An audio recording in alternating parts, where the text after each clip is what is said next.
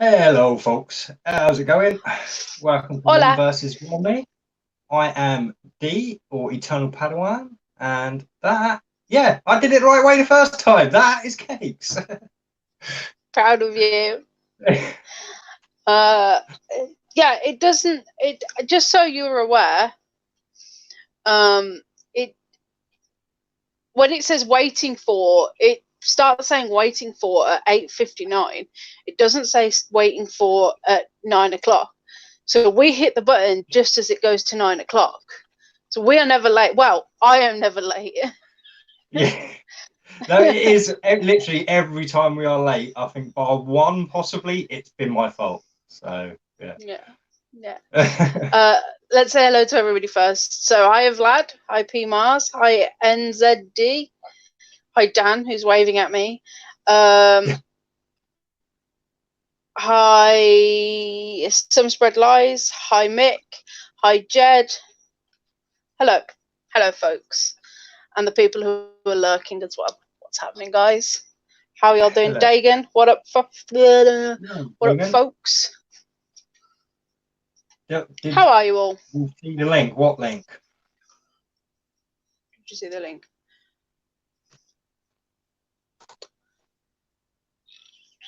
Unless it was emailed to me, no.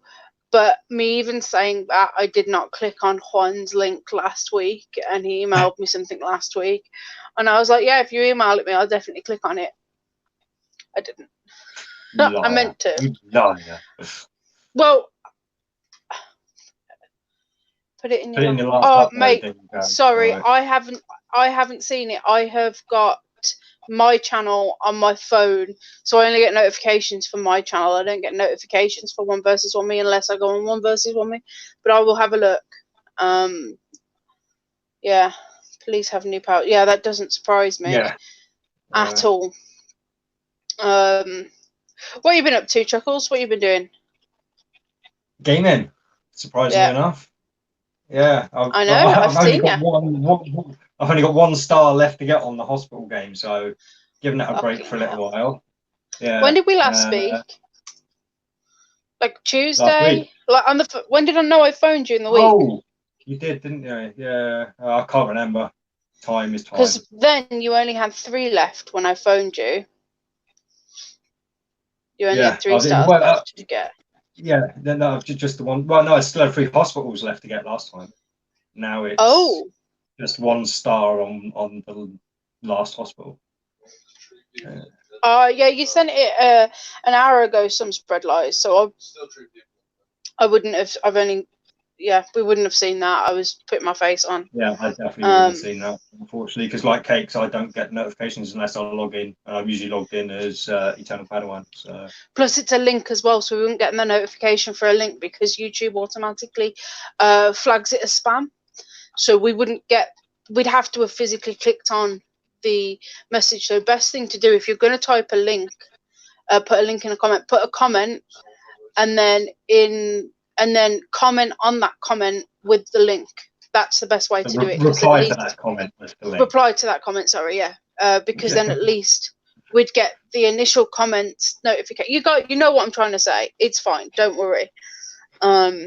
You're right, Chris. How are you doing? Yo, Chris, how's it going? So I have been built. Words are hard. They are always hard. I have been building things. I have been planting loads of stuff. We've been having a lot of fires, so we've been taking. I say we. Hello, Jamie. So we've been. Again, I say we. Dan has been taking apart the fences and burning them. I've been sitting there watching him burn them and drinking beer, like a good woman. We put together a greenhouse. We've done quite a lot this week, haven't we? I am exhausted. I haven't played my Xbox in 2 weeks. I've not seen you on the Xbox, so I've got to say, unless it's been on Netflix. Yeah. I take it that's just chilling out after an exhausting day of putting shit together. So. Yeah, I mean, if Netflix is on before 5 o'clock, it would be Freddie. It wouldn't be me or Dan. But if Netflix is on after 5, that's probably us watching something while we're eating our dinner, and then I've been watching trash, to be perfectly honest. Just trying to fucking chill, you know. Yeah, I was standing in the rain because they wouldn't let me go in the exit I just came out of. That's a bit rude.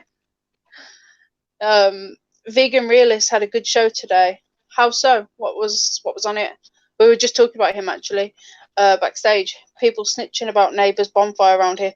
Yeah, so our council have said think twice before you have a bonfire, but it's not illegal. They can't. Why? I thought after 6:30 p.m. in the evening, it was perfectly legal to have a small bonfire in your back garden to dispose of waste.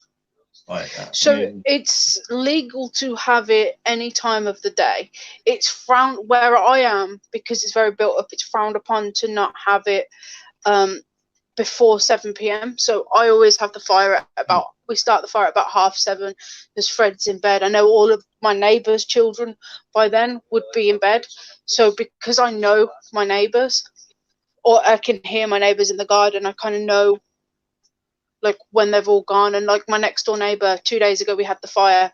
I noticed my next door neighbor's bathroom window was open, so I texted her and I was like, just so you know, we've just lit a fire, you might want to shut your window, because I'm that kind of neighbor. I am nice. But yeah, the council have just issued a statement saying like think twice about it here, just because people want to enjoy their garden and are hanging out washing and stuff. But to me that's just all the time. I mean, if I look out and this kind of comes back to natural law again, consideration for your neighbours and stuff. Like, that's what I was about to say. Yeah, and that's why I thought the law was at 6:30 in the evening, because after then you've usually done your washing, you've done all your garden, you've done all the bits you need to do, so then it's free to Yeah, I mean, I would look out my window, and if I see my neighbour's washing still out, I would either wait till they bring their washing in, or I'd just drop them a text saying we wanted to burn some stuff. You might want to bring your washing in. You know, I think it's all about being just not a dick. You know. And again, this is the whole thing with this lockdown business and all that kind of thing. I mean, it's all gone nuts because they've dumbed down the society enough to the point where they have to enforce these kind of rules on people. It's ridiculous. Like I say, if we were living in the natural law, we'd all assess our own risk, we'd adhere to social distancing, and life would carry on, and you just avoid the at-risk people. Yeah, right. Pima says Cakes won't start her YouTube show on time, but she is nice. I don't have the button. Yeah, no, I don't have the live button. Unfortunately. Yeah. When I start the bonfire here, it's going to be up 30. Fucking hell. No, we just have like a 90-litre incinerator bin, and we just sit next to that and burn the. It takes a few days, but it means you get a fire a few days in the week. And then I've compost. We didn't have a fire last night because I needed the ash to cool down because it was still fucking hot yesterday. Because I wanted to put some of the ash in my compost, because ash is really good for composting. So I needed that to be cool so that it didn't melt my composter, you know. 30 feet for my area would be absolutely ridiculous for where I live. I don't know what your garden's like, so I can't speak for you, but 30 feet sounds insane. Yeah, that's the kind of thing we used to do when we were kids, like a bonfire night. You'd have like the public area, and like all the kids would try and build the biggest kind of bonfire in like the different public areas, and you'd claim your area and get them as big as you can. But they put a stop to it because it kept setting people's houses alight, apparently. So. Cabbages. Jamie said our neighbours just give us extra wood and cheer us on when we have a fire. That's cute. That's cute. So, D, do you want to start us off with what you wanted to talk about today? Because it's pissed both of us off. Right. Now, I understand that downplaying. Oh shit! Sorry, just knocked stuff flying under my table. I do understand that downplaying a pandemic without any real education on it is probably not the most responsible thing to do. But at the same time, the flip side of that, you've got all these people now claiming during flu season, like, and everyone's suddenly getting coronavirus, and they're whinging and whining about it. And then, of course, you've got all the people, the gloryhounds, and so you've got everyone posting out how they're helping everyone out, helping all these needy people out, and all this kind of stuff. Like, look at me, look how good I am. I mean, but it adds to it in just as negative way as, like I say, downplaying it. So, in my opinion, if you do a good deed just to post on social media that you've done a good deed, that's not a good deed. Like, there's a difference between saying, I'm going to do a 5K run for blah blah, please, like, sponsor me. There's a difference between that. That's a different kind of good deed. Or, like, you want to do a donation clothing drive that involves a community banding together. That's different. I don't want to hound on people who are doing that. But you get these people who are like, oh, look at me, my next door neighbour's dog needed to be walked, so I took it out for a walk. Like, fuck off. Like, we're all human. Like, surely we're all doing little things like that, or trying to cheer up somebody that we know up, because that's human fucking nature, you know? Yeah. I mean, this is the thing. Whenever I attempt to alleviate people's fear about things, because again, I'm not making any claims, not like saying it's not real or anything like that on the social medias and stuff. I'm saying the numbers are being manipulated and stuff, obviously. But yeah, automatically people are going into defense mode and thinking I'm gonna, like, suddenly start going around spitting on people and fucking coughing in their faces and shit. Like, I mean, no, I'm respecting the fucking rule. Like, I mean, what the fuck more do you want me to do? Surely we can have an open discussion about this. Surely we're all fucking adults now, right? Yeah, and I mean, when I started doing the Wednesday video, and I said to you, like, my mum's freaking out. If I could just make a couple people who we don't normally reach calm down and not go into this depressive anxiety, fucking panic attack state, that would be fantastic. Because yes, it's a serious issue, but at the same time, it doesn't need to have people, like, even on my friends list, that are just spiraling out of control and panicking. So if I could just reach out and help a couple of people to, like, put it back into perspective instead of the blown out media, then to me, I would be achieving something.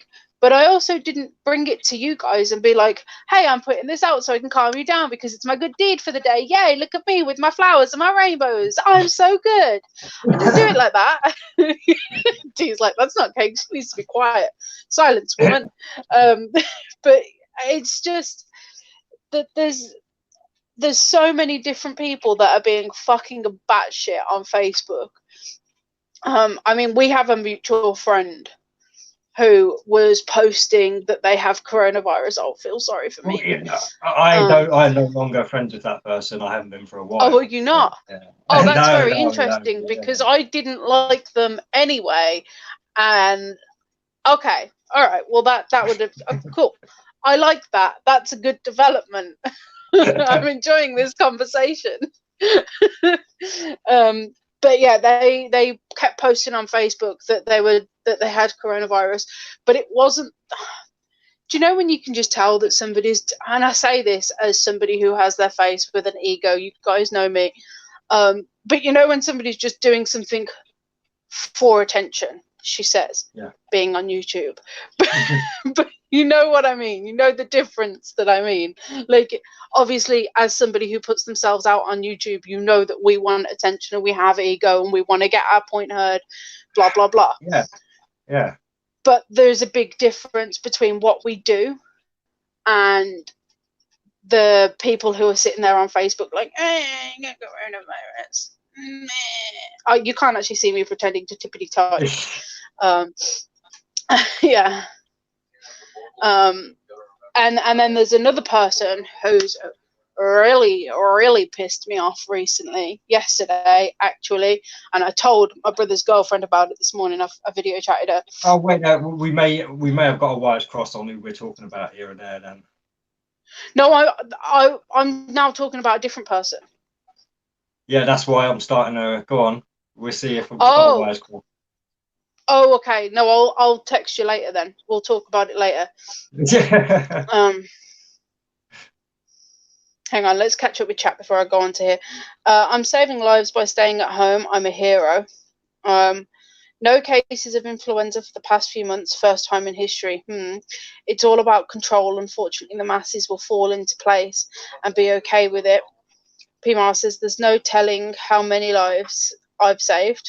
Good stuff. Well done. Proud of you. Keep up the good deeds. The bicycle's going to get even more dust on it, P. If they really cared about mankind's future, why are they still wanting abortions available? Oh. If abortion hadn't been turned into a business, I'm sure it would be stopped. There's a few different problems. There's a few different, and I've spoke briefly about how I feel about abortions. You've got the people who genuinely need an abortion, have had a complete accident, i.e. contraceptive hasn't worked. They are completely unsuitable to be a parent. That is different. That should be allowed. Yeah, he does.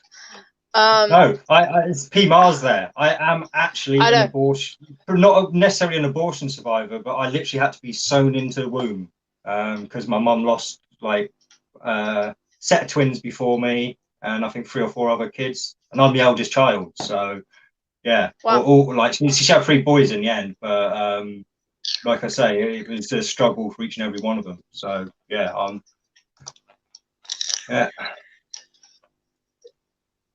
Jamie, a little bit of both. A little bit of both, Jamie. And then there's the people who use abortions as a contraceptive. That's wrong. Like, you guys know who I mean. Like, those kind of women who don't care, and just for me, it's more of a funding thing than an ethical thing. It's it's usually free in England, so for somebody who just thinks, oh fuck it, I'll have an abortion. No, calm down. Is Cake's talking about the darker coloured people? No. Very rarely will I. No, I will. Very, very rarely would I stereotype an entire group of people. Calm your shit. I was out for a few hours recording stores with signs saying they're closed because of COVID. Good stuff, lad. Well done. Got your daily exercise in. Even my village shop, yeah, had a notice because apparently, yeah, this is what I mean. In the past few days, this is where I'm starting to see real people, starting to claim they have coronavirus, and it's just so damaging. It really is because, right, like I say, right. Also, right, in the conspiracy world, we know they're fudging the numbers through this. So all these Gloryhounds claiming to have coronavirus and getting in touch with their doctors and stuff, their numbers may well be getting counted towards victims of coronavirus. So this is going to push even further the numbers the wrong way, if you get me. So like, that's why I'm demanding like tests, basically. Like, if you want to say you've got coronavirus, you need to be tested. If you claim to have coronavirus and you haven't been lab tested, then you're a terrorist. It's literally a fucking terrorist, because you're spreading terror. So there you go. Like, when I had some kind of flu the other week, I said I have coronavirus symptoms. I did not say I had coronavirus, and I made a big point of how they wouldn't test me. We did, and exactly. And I was even joking when you were coughing, coronavirus and stuff, because it was a big joke. Oh, we still do it. It was a big joke because nobody was coming. Nobody was coming forward and claiming at this point that they actually had it. Now it's getting serious, right? And Vlad says now they are saying COVID-19 is racist because more minorities are dying versus Caucasians. I think the problem with that is getting a statistic, like, sound like such a right-wing Nazi, but one point, what I'm about to say will sound like a right-wing Nazi. 1.8 million is not a large enough number, in my opinion, to get an accurate percentage of like minorities affected. I don't think it is, but at the same time, when you've only got a 1% mortality rate,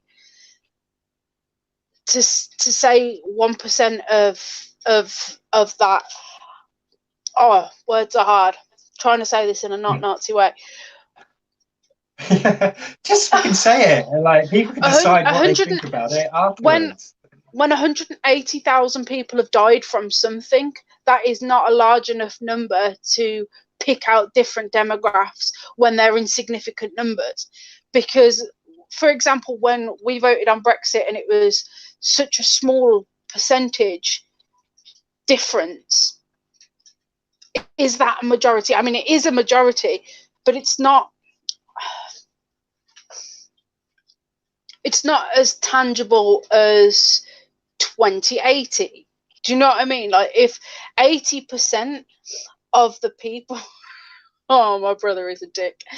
If 80% of people were black and dying from it, then yes, that is a significant number.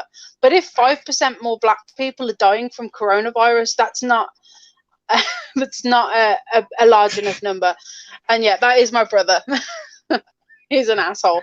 And hello, Dan W. How are you? So I'm sure P. Mars is literally laughing out loud right now at that one. Yeah, oh, he would be.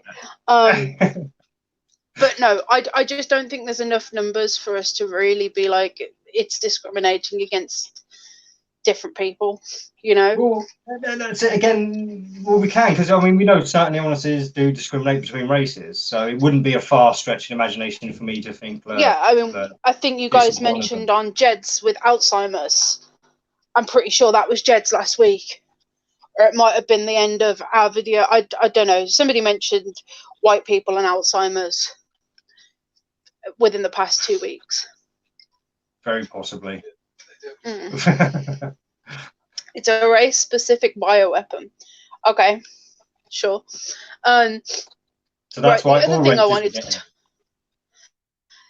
thing I wanted to mention, which is about this other person, and P. Mars is gonna be very angry with what I'm about to say, I think. Go on. Well, it's about Jennifer Winterburn. So I have Jennifer Winterburn on Facebook. And yeah, I've only recently. If she's not the person you were talking about earlier, then yeah. Yeah, definitely. I've sent you. Okay, so she has been posting on Facebook for the past 2 weeks that she's got coronavirus. But yesterday I saw her post, or this morning, I can't quite remember, but it's irrelevant, the time frame. She posted on Facebook saying that she's feeling really ill with coronavirus, and then about 2 paragraphs of symptoms and how she's feeling that I just glazed through.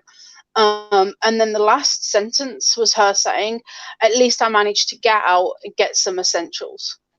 Now, to me, what the fuck are you doing? You are sick with possibly coronavirus. She seems to be saying that she's a confirmed case because she spoke to her corona doctor. If that's an actual... It's a corona unit, she says, doesn't she? In the picture you sent me earlier, I'm sure it's corona unit, she said. I saw corona. I only read it once, maybe corona unit. But Chris, you can say whatever you want here. But if she has coronavirus and she's going out into the world, what a selfish prick of a woman she has to be. Like, I'm very sorry, and I'm very sorry if you're watching right now, Jen. I feel like sometimes you lurk in the background of our videos, so you may very well be here. But if you are going out and you have coronavirus, then you're part of the problem, in my opinion. We can go about saying how unserious we think it is, but at the same time, even if you had flu and you were going out, I'd still say you're a dick. Because when I had flu last year, I didn't go out. I stayed at home. I didn't kiss Dan. I didn't kiss my son because I'm not a dick, because I don't want to spread whatever illness I had. If you had HIV, would you be going fucking people? No, you fucking wouldn't.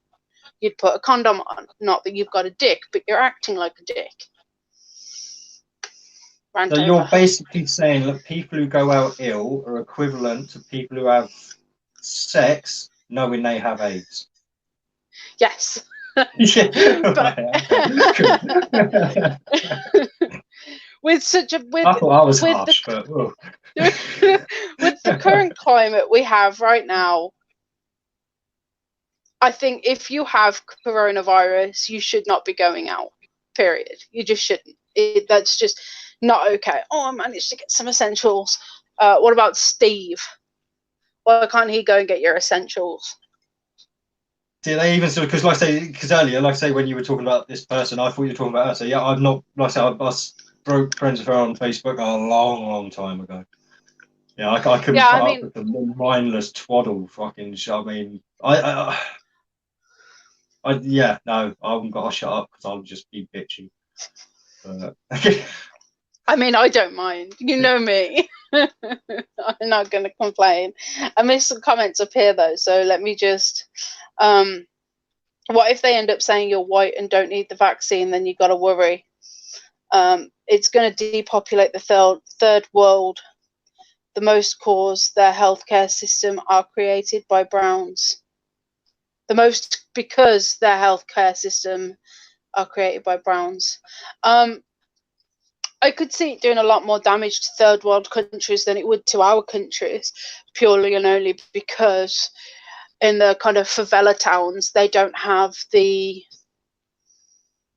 instant access to healthcare that the Western world does. So I could see that, but I don't think that it's because of anything sinister. I don't think that it's because it's been bioengineered to attack a certain race.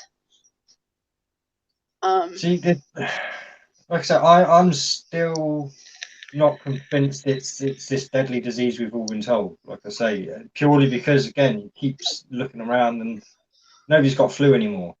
Right? I mean, just like nobody's getting colds. Right? No, none of this kind of stuff. It just all seems. I honestly think this is a complete numbers game. And again, this. I mean, when I was talking to the very first person I came across who claimed to have coronavirus was in a messenger chat group I'm in, and I just asked, "Oh, so you went and got yourself tested then, did you? Or are you waiting your lab results or what?" And he put back, "No, oh no, I just ticked a lot of the boxes for the symptoms. So if it walks like a dog and talks like a dog, I'm calling it a dog." And then went on to say, if you're not a high risk, the NHS says you shouldn't get tested. So and I just put, yeah, so they can continue to fudge the numbers. Right? This is the whole discussion I was having on how they fudge numbers and stuff. Right? And he didn't get the fact that that's how they're doing it. They're telling healthy people stay away so you don't get tested, so they can continue to fudge numbers. I mean, like I said weeks ago, day. This is plain as day. This is not like they're trying to hide the fact they're doing this. It's like it's starting to come on mainstream news and all sorts. Like, I mean, and yet we've all been villainized for standing up and saying "fuck you guys" for fucking panicking. What you doing? Like, we're like the demons for it and shit. Like, and it's like, no, fuck you lot. Honestly, oh yeah, I have been demonized on Facebook a lot for my opinions. Demon, because when I phoned 111 to ask if to talk to them, they said to me,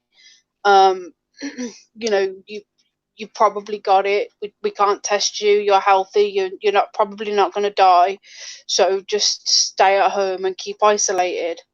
And to me, that's like inflating numbers. That's just inflating a mortality rate. That's not inflating anything else. There's probably a lot more people who have contracted coronavirus, just like the amount of people who contract flu and common colds and other things, and then the mortality rate's just much lower.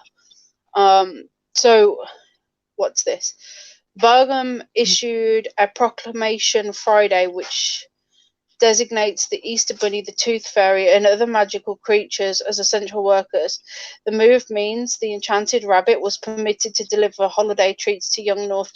Yeah, I read that. I read that there was that the government had released a statement of all the fucking things the government needs to release statements on, that the Tooth Fairy, the Easter Bunny. See, Freddie's lost a tooth, and I told him that the Tooth Fairy can't come round because if there's coronavirus in the house, just honestly because I don't have a pound in the house, to be perfectly honest. Yeah, well, is it still only £1? Bloody hell! There's £1 when my kids were little kids. Yeah, no, well, I'm stingy. No inflation for the Tooth Fairy. Fucking hell. No. No. All right, noisy boy. They can fudge numbers without doing that, D. They can lie all the time. Medical industry cannot be trusted.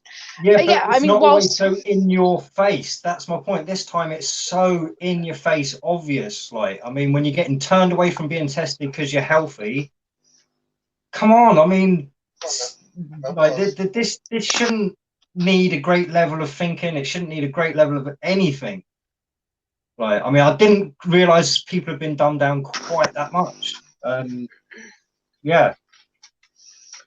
George, drop the link. Drop the link. Oh, yeah. But yeah, they can fudge numbers as much as they want. You know. Sue! Hey, Sue! Sue is in the house. Your mum's here. Your mum there, is she? Your mum is here. Hello, Mum there. Hi, Sue. How are you? She's not good. I haven't seen you. Oh. Why did you tell me that now? Oh. I thought you... Oh, mate, I was about to get... Do you know what? Fuck yourself. I was about to get really upset then. She's because she went out doing gardening, fell down the fucking steps. She's broken her toe, broken her fucking finger, like... She shouldn't be out doing fuck all. She shouldn't be doing fuck all. She's a stubborn twat who needs to start fucking acting as fucking ill as she is. Oh, she still can't spell my name right.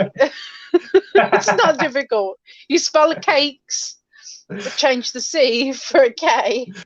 Yeah. Hiya, Paul. How are you? So the link is there if anybody wants to join us. Feel free, come and chat with us. Tell us how you're feeling during the lock. So see if people do join. Yeah, Vlad's joined us. Like, there we go. Of course, Vlad's joined us. I was on the other page, mate. Of course, Vlad's joined us. That's what he's waiting for. He's waiting for the link. Yeah, I was gonna say real quick about the Tooth Fairy.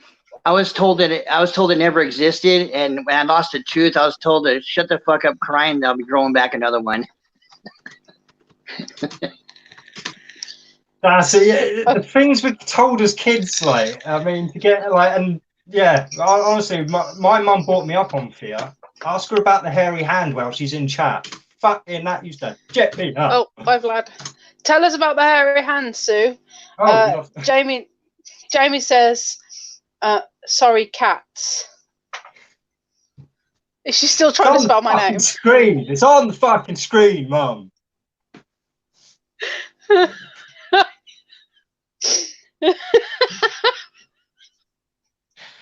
There you go. Send you some help. Jamie says, I think people aren't getting tested because Boris didn't bother buying enough tests. Well, those tests aren't the tests I'm talking. That's not being tested for COVID-19. That's PCR tests.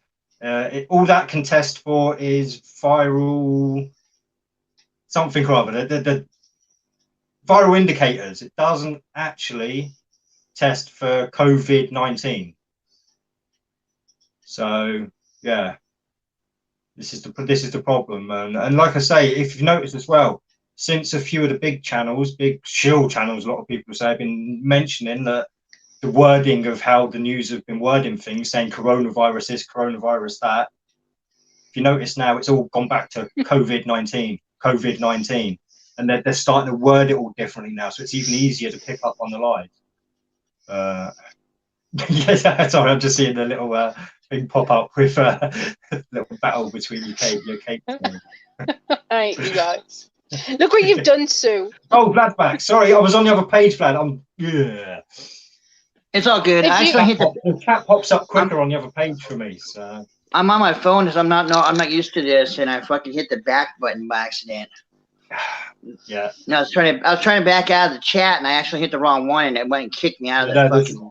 There's a little X thing. up in the corner you got to hit to get out of the chat. Yeah. It's a little button. I hate you all. Oh my god. You all suck. But I should say, no, I do love you, Mum, and obviously, even if you're a dickhead at times, you're fine.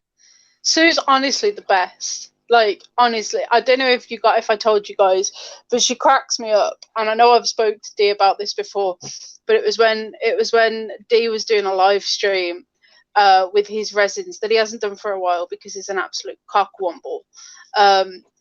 But Dee was like, "Oh, Mum, Cakes is here. Cakes is in the chat." So Sue comes over to the phone, puts her face right up to the phone where the chat is, and she's like, "Ha! Why can't I see anybody? She's not there." And Dee's like, "That's because she's typing in the chat, Mom." Honestly, that's like the most wholesome Sue story I have. Like, she just cracks me up. She's the best. I absolutely love her. I didn't see the Christmas live stream because I was cooking my own Christmas dinner. I was a bit drunk Christmas. I don't actually remember it. I should have watched it back, really, but I think it was like 4 hours long, and I was like, It's just me Christmas dinner. It's like tradition now. I've done it. I think that's the 3rd year in a row I've done it. So yeah.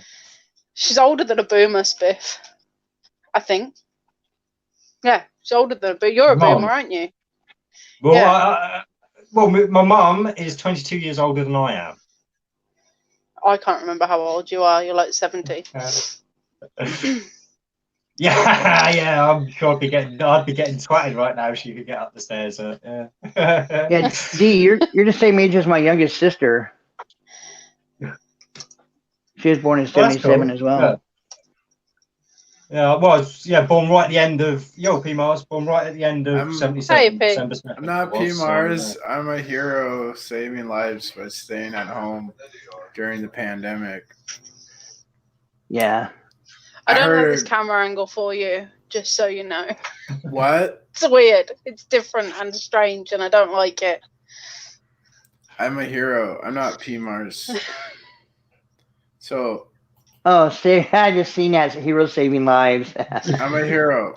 I stay at home and save lives. #. No, we went to Walmart earlier today, and when I went out, because they had this you got to go through this long old thing that they have. Nobody's even in line, so it's like there's people waiting outside. And I went out the exit, and I didn't notice it was raining but I couldn't get in the truck, my sister's truck, so I was going to go back in. They wouldn't let me back in. I was like, what the fuck? And I was like, well, I'm just going to stand here, wait right here. And like, we can't loiter. I'm like, fucking call the police on me then. I said, I challenge you to call the police. And then 3 other people came, and I said, call the police on me. I'm not going out in the rain. I can't go out to the car. You won't let me back in. I'm not walking fucking 75 feet. Well, actually, about 80 feet. It's about 80 feet around I'd have to walk to go in the door right next to me. So I was like, I just came out here. I said, fuck you. I said, call the police on me. I said, I challenge you. And they didn't do it. The other 2 that walked off, the one standing by just kept saying, well, you can't loiter, sir. I'm like, fuck off. Call the police on me. I challenge you. I just kept saying it over and over. At least they said people be so petty though. I mean, it's ridiculous. At least they said sir.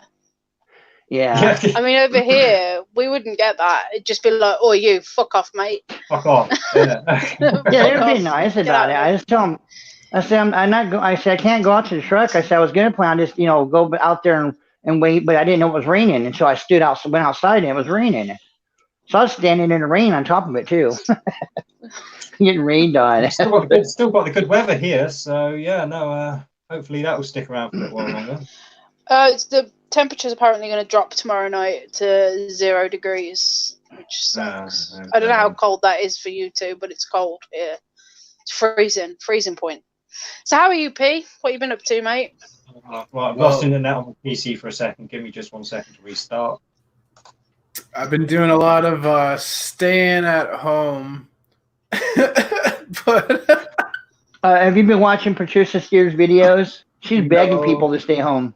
Is she? Like, please stay home, everybody. I guess she's all bunkered up. She hasn't left her house like in a month and a half, and she's got everything she needs for her and her animals. You know, her fucking the medicines for all the animals, all their food. I can't forget the cat food. But yeah, that's what I don't know why it comes up. I watched like 2 of her videos. All of a sudden, it gives me all these notifications. I'm not subscribed to her or anything like that. But every time she puts it, on the community thing, so it shows her pictures of her dumb cats and stuff. Well, the last one she posted was, "Please, everybody, stay in. Please stay in." She really cares fuck about you. others. She's Fuck empathic. you.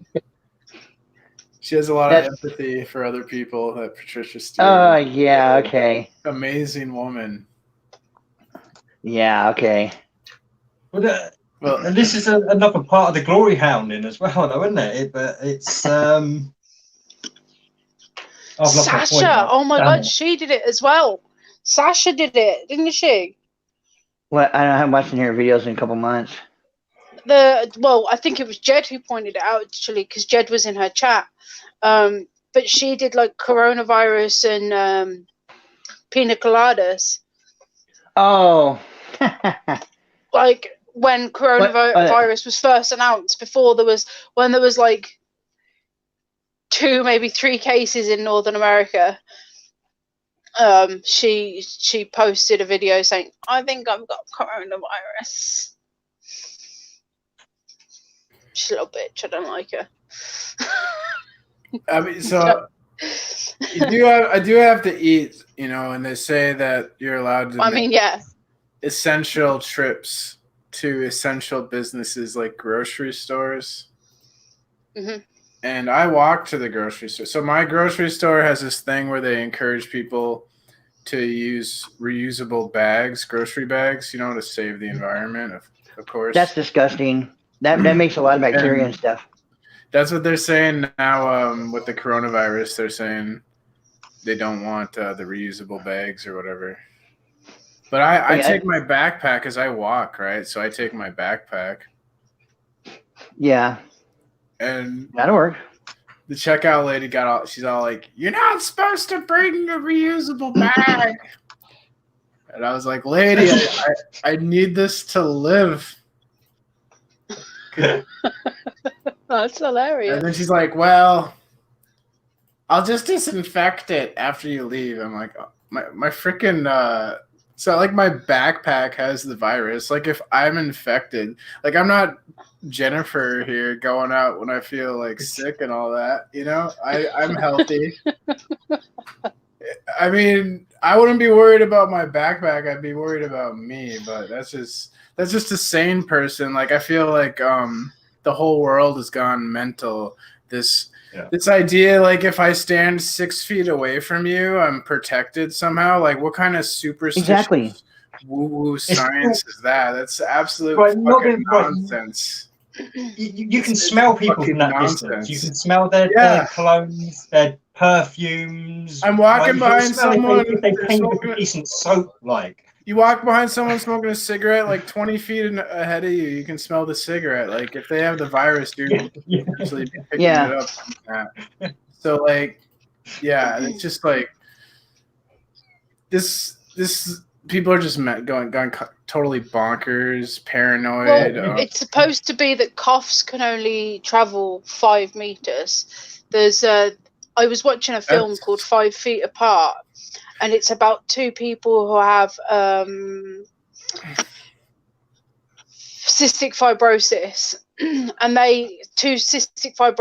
two people with cystic fibrosis can't stand next to each other because if one of them gets the other's bacteria, it could kill them. So they have to stand 6 feet apart. Because if one of them coughs apparently only travel 5 meters. I haven't checked this out, to be perfectly honest, because if I get it, I get it. If I haven't already had it, kind of thing, like I'm not too fussed. So Jamie said, unless you lick the inside of your bags, does it really matter if it's got bacteria in it?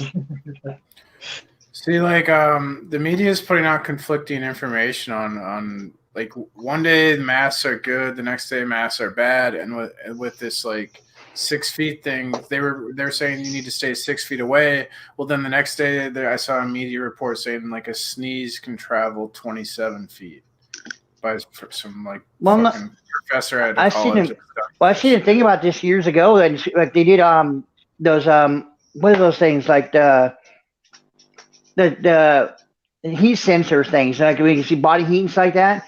They did a sneeze thing with that, and it could stay in the air. It stayed in the air for like 20 minutes, up to 20 minutes. If you sneeze in the air, the particles are so small they linger in the air for 20 minutes in one spot. So if somebody sneezes in you, up to 20 minutes later, you walk past that, you're fucked. Yeah. So what does any of the distancing you have to do with anyway? So yeah, it's just what it is. It's just show who's gonna follow suit and who won't. It's crazy though, like the amount of misinformation, like contradicting information the mainstream media is putting out. Like I also seen reports of people saying that sunlight will kill the virus. I watched Australian 60 Minutes today, and some guy said that. But then I've seen another scientist say that the type of ultraviolet radiation needed to kill a virus is like so intense it would hurt a human being too. So sunlight doesn't really kill viruses. So it's like there's misinformation, there's conflicting information about that. I don't know. It's fucking crazy. I've been really analyzing, watching a lot of. I've been fascinated by this virus propaganda shit the media is putting out. So I've been watching a lot of stuff. I keep hearing of people putting their post outside.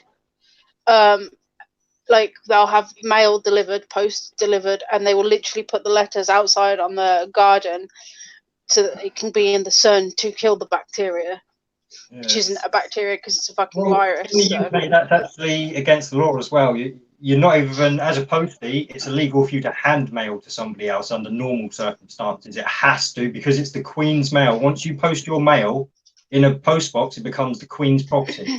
Yeah, so it has to be delivered through a letterbox.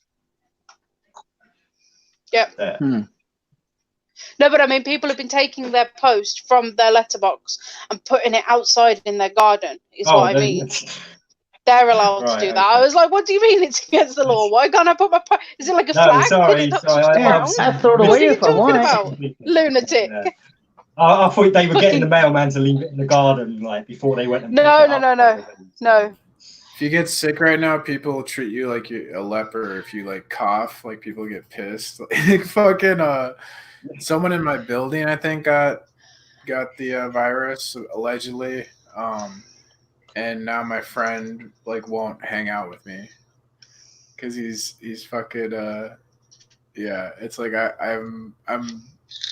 I'm bad now because someone in my building got the virus, so it's like he's afraid of me, afraid to hang out with me. It's kind of weird. Like I'm a leper and an outcast and shit. It's weird. But that's the thing I was thinking. Yeah, hey VB. My cleavage is away today. Sorry, VB. Sorry, brat. But I was thinking about this, PMARS, for like teenagers at school. If somebody in a social circle does get coronavirus, will that affect them socially for a long period of time? Because I feel like it could. I feel like parents would be like, "Oh, don't go near that child for a while." I read about because one of the first people to discover they had like the virus was probably been here for a fucking really long time, and people didn't even know it.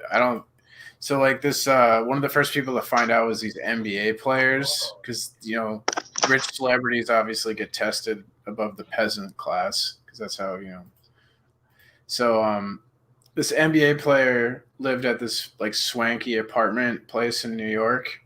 I'm sure it was really like high end because he's a rich NBA player, and the building management treated him like shit. They're like, we don't want you using the elevator or like all this shit. Like he got really pissed off. I remember like he was being treated like a second class citizen because he had the virus.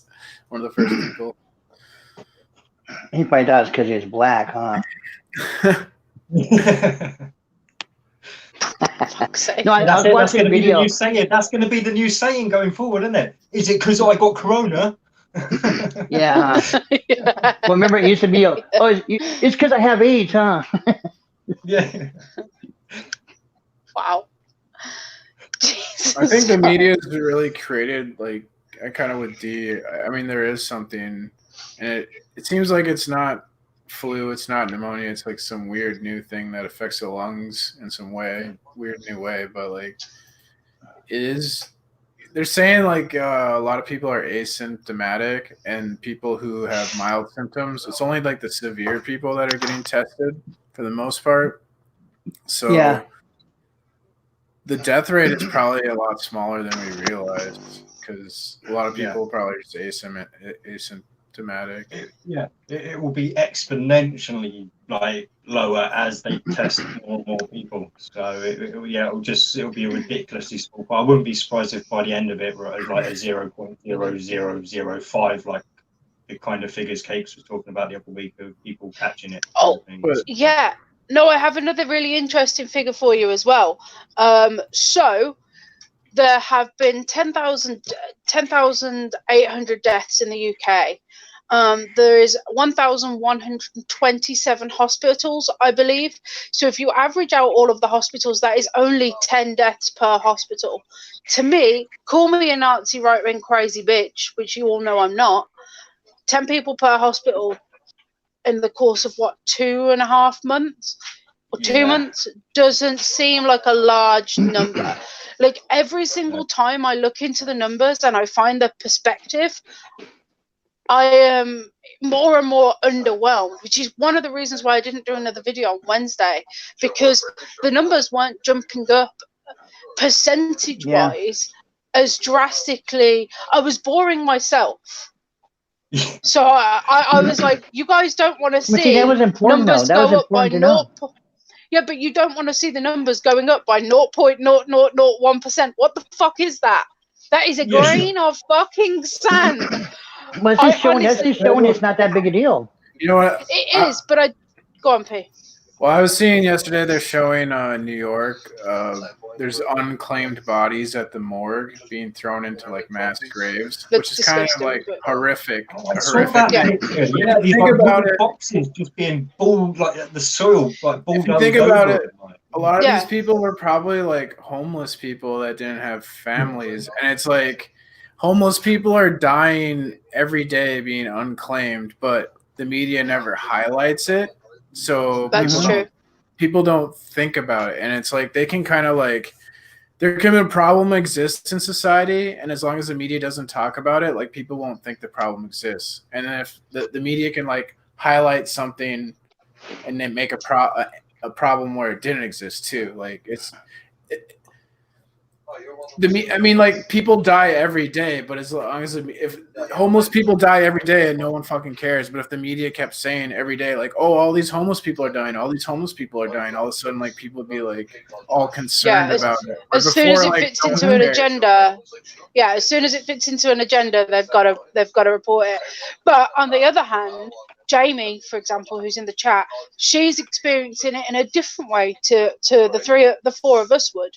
So she works for a council up north, and they're having to turn a place that they'd usually work in into a morgue. Like that's what they're having to do, which to me that seems fucking crazy. And the NEC, for example, like she's physically having to do this. Like she is having to do this. She doesn't work for morgues ever. She doesn't ever. That's not her line of business. But that's what she is having to do because she is a key worker. So key workers are now being forced to do other jobs that aren't necessarily in their job description. And there's been a pop-up hospital called the Nightingales Hospital, I think it's called, or Nightingales something, at the NEC. The NEC is, how do I explain this to Americans? It's basically, it's the National Exhibition Centre. It's a massive, great big arena full of loads of littler arenas that are still absolutely massive. It's where they put on all the exhibitions for different things, but some of the exhibition rooms have been turned into other hospitals. And I spoke to somebody on Facebook who worked on it and posted his own private photos that he had taken from his own camera. I spoke to him in one of the residents groups in my local area. So it's all well and good for me to sit here and be like, numbers are irrelevant. But at the same time, like, having a significant, even a small significant rise in people infected with something and people in critical condition, you know. But then, see, I'm so conflicted because surely this many people die from flu as well. So isn't the infrastructure already there from people dying from flu during flu season? Do you know what I mean? Huh? Yeah, you would think. It is a lot. Oh, wait there. I think I've got somebody else. Sorry. Jed's here. Don't know how long Right, you've been there, Jed, but sorry. You know what it's like with this. That's different. Back room. He looks all intellectual and shit. You all right, Jed? Hey guys. Oh my god, Hey. is that fucking paint? I've just been reading some You can't Bertrand hear Russell. Jed. You have I no can sound, hear him. Jed. No, I can hear him. I can hear you, Jed. Oh. Can D hear me? Yeah, no, I can. It's coming from, maybe it's because I was talking over you. It's every time I come on my phone, it's shit. I come on my phone. Get it? Every time I come on my phone. Can you hear me? Hey, P dropped out. What happened to P? Shut up, Oh, Vaughn. your boyfriend left us. Oh, I was trying to impress. These aren't my glasses. These are my missus' glasses. Oh, okay. I was wanting to I thought they must be. I saw the pink and I was thinking, what the fuck? I felt a bit left out when I seen you and then P, and I thought it'd give me like 20 points on my IQ. Like It instantly. did, yeah. It makes you look more intellectual, intelligent. Look at it. Where did P go? Where did P go? I want to talk to him. He's full of such knowledge and stuff. Oh wait, no, I think he's jumped back in. Possibly, does it? Sorry. Oh no, it's Validation Boy we got here. Hello, Validation Boy. Whoa. Right, BB. Hang on, that's a bit I felt left out, you know. I saw P. Aye. I felt left out, you know. I saw P. I saw Cakes. I saw D. I saw Vlad. I saw Jed. It's like something's missing. Validation Boy. Can everybody just stop for 1 second? Vlad, can you either turn that ceiling fan off or turn your camera off? Because that's doing my fucking head in. I was swear to God, I was about to have an epileptic fit. Oh my god, you guys are so fucking sensitive. It was hurting my eyeballs, man. That shit was giving me COVID. I was getting COVID looking at that shit. Jesus. You guys are fucking being traumatized, visually traumatized. VB, Stu wants to know if you're sitting in the boot of your car. I hadn't even noticed it until Kate's mentioned it, but yeah. She's asking Validation Boy if he's sat in the boot of his car. Yeah. Yeah, he's driving his car from the boot, Mom. Yeah. He's got super long arms like Mr. Tickle. That's how he holds on to a woman with such anti-feminism views. Mr. Tickle arms. And I'm trying to decide if I'm going to shave my head.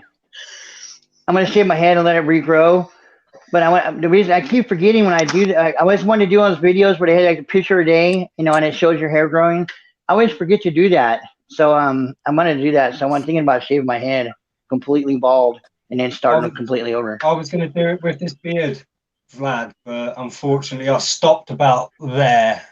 But it would have been an amazing video to have seen it time lapse. What is that? Yeah, any shit. Yeah. This is literally like 2.5 years worth of growth now. So. Yeah. What the fuck is that, VB? It looks like a weird tampon. It's a test. tampon. It's a tampon. Smoking a tampon. Good chat, baby. He's always staticky. He must be in a shit part of town.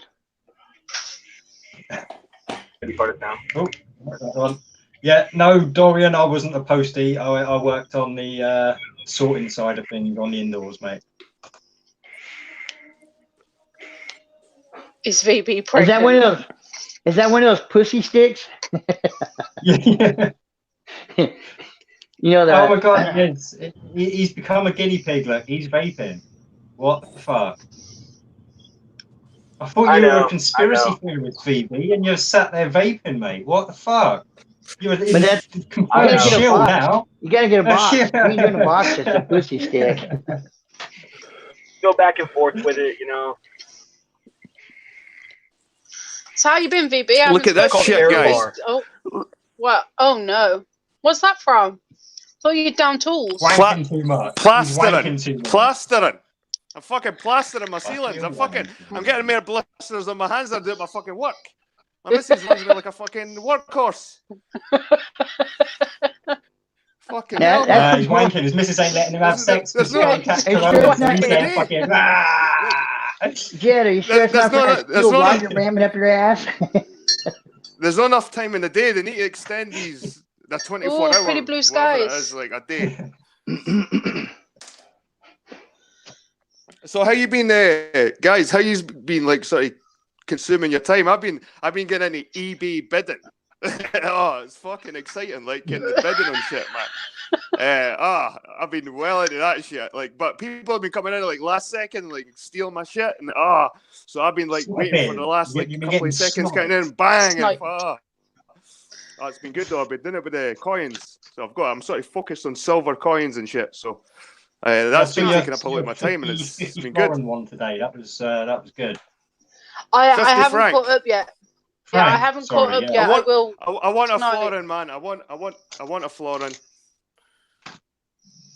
They're beautiful coins. That graveyard that D was walking through, that was a pretty crowded graveyard, like Jed said. But that was a nice walk that you had there, D. Yep, nice place. Yeah, no, Yeah, it was a lovely little place, and yeah, no, it is. It's a very like every plot's taken. I don't think there's any empty plots in there at all. Yeah, if you've noticed, a lot of the time there were plaques on the wall. I think that's now where they're down to. Like, you can have a plaque. Oh. And he built a new graveyard. It turns out I know the guy who changes the time on the clock as well. So hopefully midweek this week, I'm going to arrange to do a video with him so he can let us know about some of the church bits more. So cool. Yeah, I've literally been gardening. We've been building some stuff. We built a massive giant planter out of pallet wood that we'd acquired.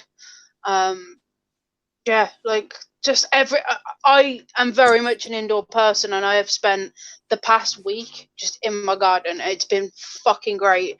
Like, me and the boy have done like maths work and computer stuff on the laptop, and then we've been outside playing with mud and digging and whatnot. It's been a really. I'm fed up of seeing these mums on Facebook complaining that they've got to spend time with their children.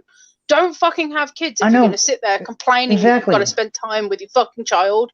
Like, my child is amazing. I absolutely adore spending time with him. Any mum should be like. This goes straight into VB's wheelhouse. But any mum should be happy to be at home with their fucking kid. Like, I am elated to be home with my boy and to be teaching him things and having conversations. Like, oh. You're the exception to the rule. We all know why most women have babies. Yeah. We all know why most women have babies. It's right. It's a fucking paycheck. An 18-year paycheck. Hey, BB, you finally admitted it. There's exceptions to the rule. There, you're finally getting it. I was about to say it's not all. Yeah, blanket everything. There are exceptions. Extremely rare. But they are there, though. They are there, though. Okay, right, let's read Sue's comment. Fucking hell, earlier I videoed language. Harley. I've only put it up there to say language, Mum. Oh. No, you carry on, Sue. Ignore him. He's a cock. My cat's surrounded by orbs. My God, they've been darting in and out and through her. She's watching them and reacting when they go near her. Wow. Oh. I mean, yeah, so you probably don't know about the whole orbs thing, but this comes from a guy well, where I got the knowledge of these orbs from is a guy that Jed's laughing his ass off about there now, called Orbs Realm. And yeah, Jed would claim it's dust. I call it. He doesn't clean his fucking house properly. Right, realm. The dusty realm. Dust bunnies. Fucking hell, aye. Like, But, fucking clean your house, mate. Maybe you'll stop seeing orbs. I've certainly seen evidence that it is more than just dust, but that's, again, you got to take it as you see it. But yeah, Upload the video then, as Chris says. well, if Mum's taking a video, if she's taking one, yeah, if you're taking a video, Mum, I'll upload it. She said video. Did you not read the? Did you not read? Did you not read what your mother said? For goodness sake, D. I thought it was happening right now. Sorry. Sue, I can only apologise that your son does not pay enough attention to you. I am so sorry. Your mum's in the chat. Yeah, this is what I mean. I'm trying to concentrate on lots, and I can't always focus on anything. Jed Dagan wants to know if you're on the toilet tonight. On the toilet? No, that's next week. I think he meant physically. No, but this kitchen is like a toilet with the optics. This is why I'm plastering. See the ceiling above me?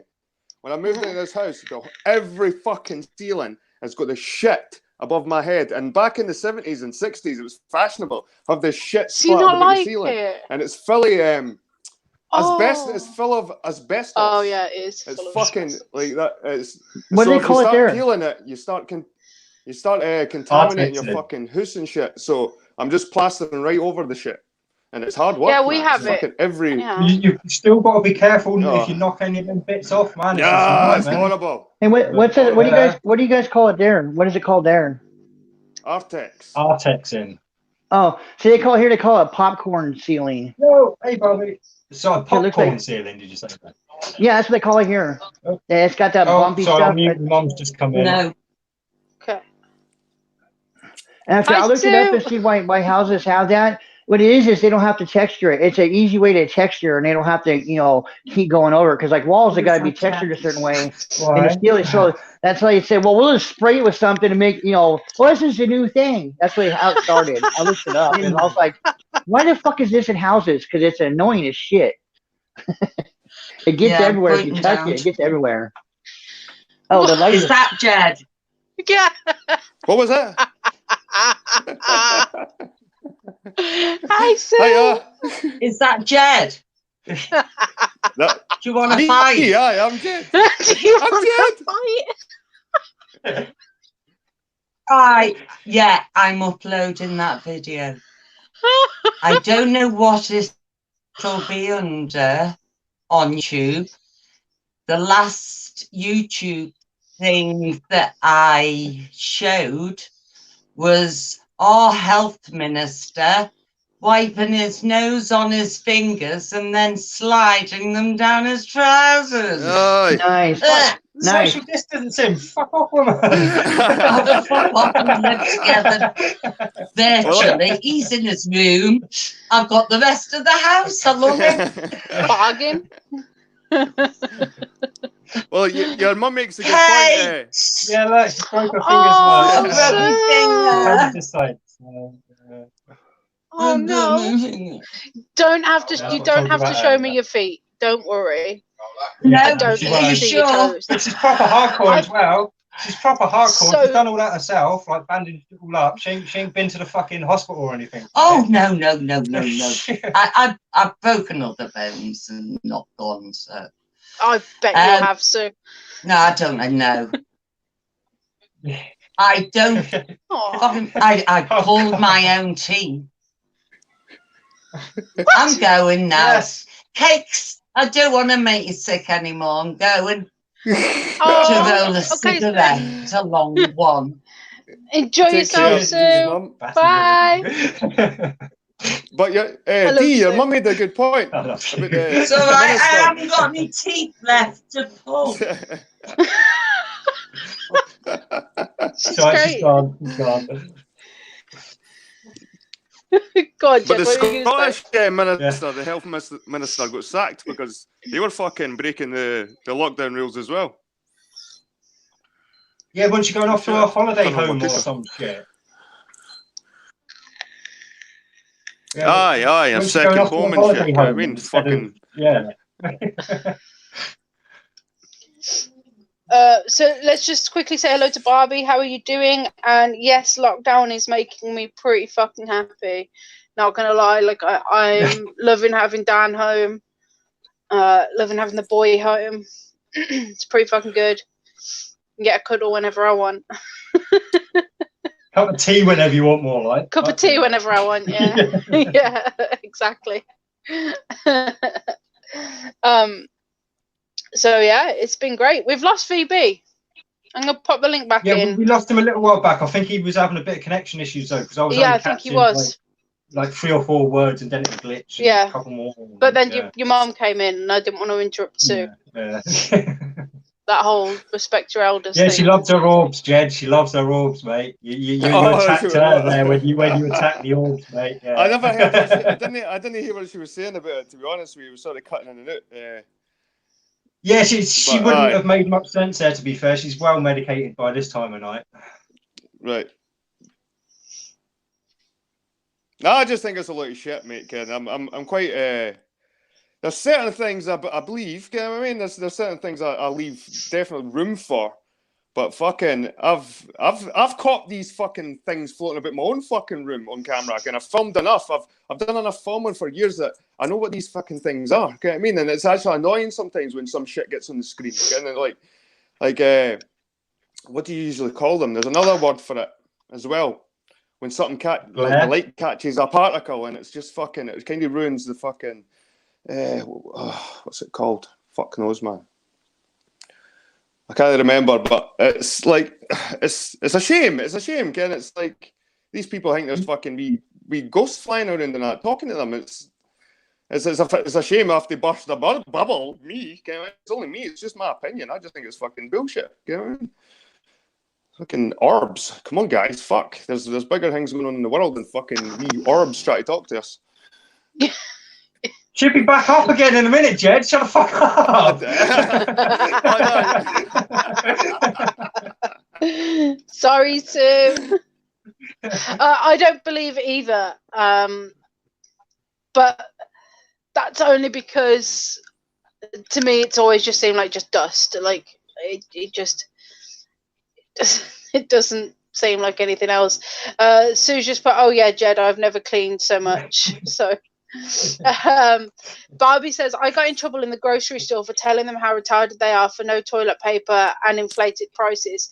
Yeah, there's so many items at the shops that have just gone up so much in price. It's ridiculous. Like kitchen rolls, usually £1. It was £2.50, £3 for kitchen roll, which seems ridiculous. And then the chemist was selling a box of paracetamol for £3.50. It's normally like 30p for paracetamol, which is just insane. And the bloke, paracetamol is ridiculous cheap. Well, the pharmacist had a go at me. Like while I was there buying it, I was like, £3.50 seems like a lot of money. And he was like, do you want to know why, do you? And I was like, all right, why not? I would have gone, yeah, I'll fucking do you, con artist. And he said that it's because the suppliers have upped their prices. And I said, well, that doesn't matter. You're a pharmacist. Like, you personally, as a pharmacist, would be earning a lot of money. So surely it should come out of your money as opposed to the people who genuinely need it and who are sick. Like my mum, I don't agree with all the medication that she takes. I don't agree with all the painkillers that she takes. But she still, as far as she's concerned, if she can't have paracetamol or pain medication, and because she won't smoke weed, she is just unable to do anything without pain medication. So I had no choice but to buy it because all the other shops had sold out. But fucking ridiculous. It's ridiculous how much. Sorry, I'm just seeing this comment here. How much people want to waste police time at the moment as well. Mm-hmm. As if the police are immune to this and can just go and deal with people all the time and not get sick. Like, let's just keep wasting their time going and knocking on people's doors, telling them to stay indoors and not go out more than twice. Yeah, that's really going to help everyone. Well, my mum actually had a phone call off the police this morning. So the police phoned my mum, and like my mum hasn't had the police come around to our door since I was like 16, you know.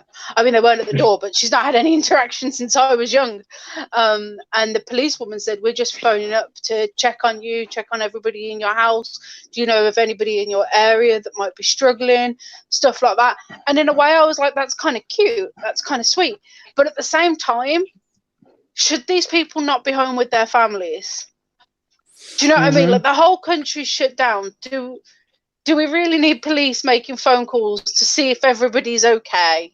Are your feelings hurt that you have to stay inside your house? They could be doing that work from home. I'm so sorry. But I mean, yes, they could. But, you know, it just seems like so many businesses are trying to find stupid little jobs for other people. Like, they're trying to find stupid little jobs for people. Do you know what I mean? I mean, granted, there are people like, I imagine, Jed, you'd quite like to be at work at least a couple days of the week, I imagine. Yep. But I just... Yeah, he's got young kids. He wants to be at work 7 days a week. And a missus.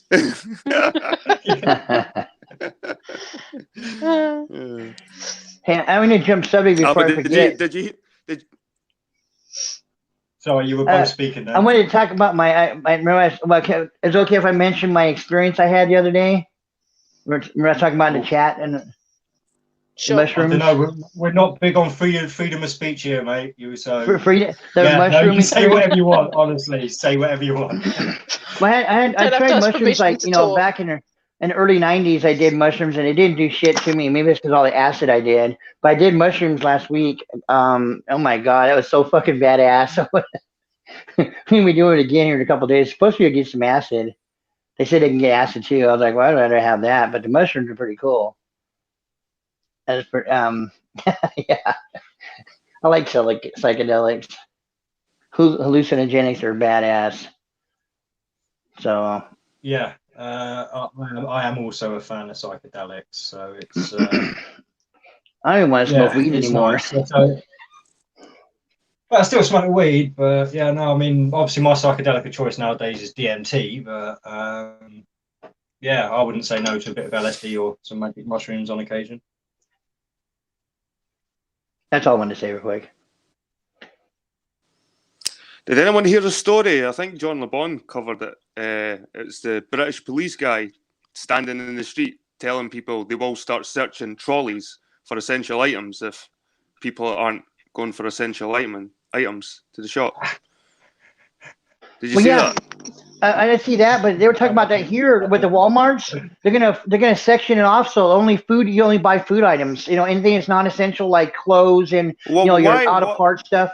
Why doesn't the shops only sell essential items then? Yeah.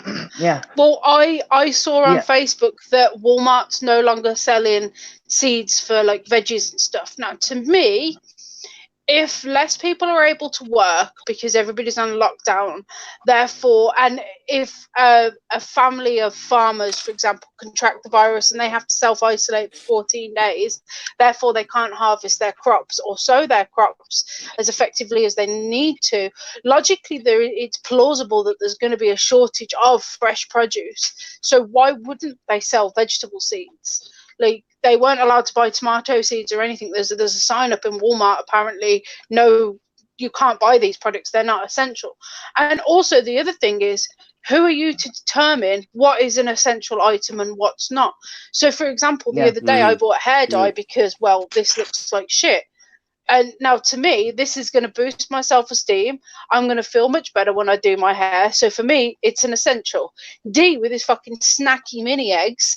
Are they an essential? I mean, for me, they're not. That's an essential. To me, that's essential. Exactly. This time of year, that's essential because right, that pack of sweets there, if I didn't have anything else in the house, that would last me 3 days. That would keep me alive for 3 days.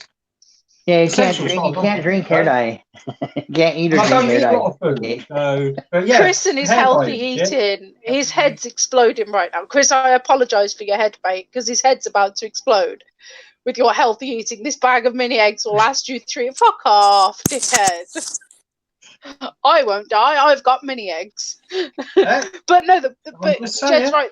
Who who determines what is an essential item and what isn't an essential item? I mean, if we're going to go down that route, razor blades for shaving, sanitary products, are they essential?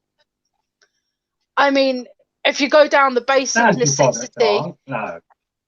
you know, if you go down the I'm basic taking the piss, guys. necessity, no, but it could. Oh, look, an orb. That's fun. Yeah, I agree with you, Case. Like, who's going to determine what's essential? Because there's a lot of things that I don't feel is essential, but a lot of other people would. You know, that's just the way it works. Just give me to each his own. So how are you going to limit everything? You know, just the food basics versus other things like clothing, for instance. That's essential to an extent. I mean, if you like I'm getting ready to. I have a certain amount of socks I have, and I wear those until they wear out. I'm gonna have to buy another, some more socks. Now I can't buy socks. I can't buy socks. To me, they're essential when I need them. I don't need them at the moment, but I'm getting ready. That's I say. I know you have to buy them in the next couple of weeks or so because my socks are just going to shit. Mixed match. Yeah. I try to buy them all black socks so that, but some are faded, some got wears in them. I don't wear socks with holes in them, so as soon as they get a hole, they're thrown away. So, but I'm just using that for example. I mean, to me, that's gonna be essential at some point. Not right now, but so I mean, like other people, well, I got a whole drawer full of socks. Well, no shit, but I don't. But we're really having a conversation about plaid socks. I'm just saying that that's something a lot of people would think is essential or not essential. So that was just an example I had. But most people think only food is. Well, there's a lot more things than just food is essential. Bye, Jed. Yeah, and the other thing is that people keep comparing this to like World War, like back in World War, like World War II, you'd be shipped off to do this, and you'd be having to do this, and you'd be having to do that, and I'm like, it's completely different. Yeah. Because people are complaining that they're bored and stuff, but I think people have every right to complain that they're bored. Do you know what I mean? Like, people have every right to be like, I want to go and find. So, for example, I'm going to run out of soil soon. I'm going to run out of compost soon. So I need to go and find somewhere that has compost. One, so that the things that I've already planted don't go to waste. And two, for my own fucking sanity. So I think these are different times. We are used to having so much. We're used to being surrounded by this technology and being able to constantly occupy our minds, whether it be with work or other things. So I don't think we had completely different morals, values, and standards back during World War II. So I don't think it's ever fair to compare it to World War II, and that people shouldn't complain because these people went to war. Oh, great. Yeah, they went to war to shoot at other people who didn't want to shoot at other people. Like, yeah, exactly. And it's so annoying to hear them talking about this, about being a war. It's a war. This is a war on this. It's like, what? How? Yeah. How can you compare that to a war? Yeah. Stop making comparisons to justify people wanting to occupy their time. At least they're not trying to occupy Poland. See, I always thought boredom was a personal problem. I always thought boredom was a personal problem because I've never been bored a moment in my life because my brain is always going, doing, it's just always constantly doing something. So I've never been bored in a moment in my life that I can think of. And over the years, people, I'm bored. I'm like, how the fuck are you bored? How about this, and this? Like, they're not. It's like, well, how about you have no interest in anything? So, yeah, well, this is the thing at the moment, as well. Even if you've got nothing else to do, there's YouTube. There's things where you can go and explore other interests that will keep you occupied. Like, there is no excuse for boredom nowadays. That's the thing. So exactly. People don't really have the right to complain to be bored because they obviously haven't got a good enough imagination if they're bored. Exactly. There you go. But also, I think there's a difference between boredom and occupying yourself. There's a difference between, yes, people can sit there and just watch TV all day, but not everybody wants to just sit there and watch TV every day. Some people want to go and do things and make things and build things, and people have got to go to shops to buy those things. And my point is that, like, who determines whether those things are essential? Because they're not essential to live, but they're essential to still maintain yourself, your being, your purpose, and what you want to do. And it's infuriating. That's it. Yeah, there's essential health, but then there's essential mental health and stuff. Yeah. Items as well. Yeah, no, I definitely get your point there, but I mean, I mean, think of it from a political standpoint. Politicians and the media have spent the past few years trying to undemonize mental health, trying to promote people getting help for mental health because of an environment that they have created, nonetheless. But they're trying to encourage people to seek help when they need help, you know? And now they're being told, no, you can't order a colouring book online to occupy yourself because fuck you, that's why it's not essential. Now you're being told that you can't go buy a bag of soil because B&Q's closed. Fuck you. Yeah. Well, see, that's B&Q's choice, though. See, in my area, like I said, I put that video out the other day, a clap for plants galore. It was literally a garden centre just up the road from me. They've got a few outlets in the southwest, and they're refusing to close. They're going to pay the fines because they've got staff willing to go to work and they've got customers willing to go and shop there. And that's where me and my mum went the other day. Great. My mum got a load of gardening stuff. I've still got the receipt here from where I made the video. Like, I mean... Yeah, that's great. I mean, picked up a few things, but it's kept her busy in the garden. Hence why she had that fall. But she was occupied until then. Yeah. I'm occupied like Poland. But yeah, there's a garden centre called Melbix. They're taking orders where you can click and collect, but their online order systems are fast. Like you have to email them to sort it. And then there's another one called Nutcuts that's closed. And hello, what the fuck, Mike? How are you?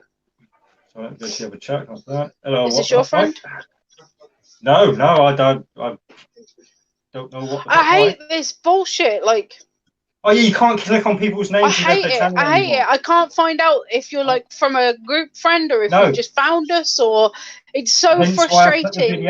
I know. I saw it. It's so annoying. I noticed it last week, and I thought it was just me because I could still click. You can still click on people's names on my phone. So I was thinking maybe it hasn't updated the YouTube app. But then yesterday when I was watching something, I couldn't click on people's.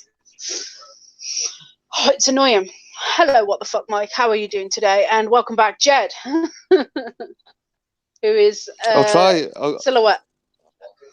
Oh, apparently you've been on the panel with what the fuck, Mike. So maybe that's over on Dusty's or someone. Oh, yeah, no, that makes more sense.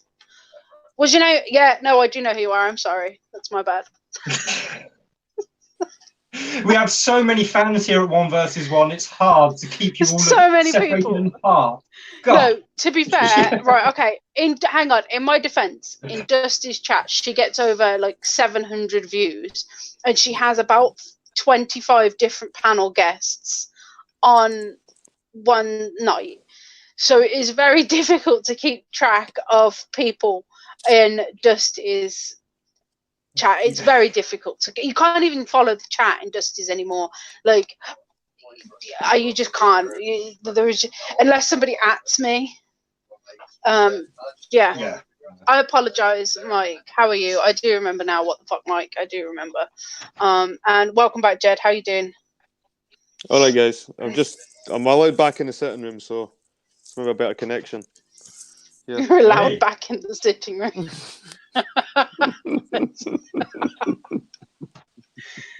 Do I need to clap for your wife? Do I need to clap? She's away her bed. She's away her bed. She's sick of it now. She sits and watches this with me every Sunday, by the way. My missus. Oh, she's great.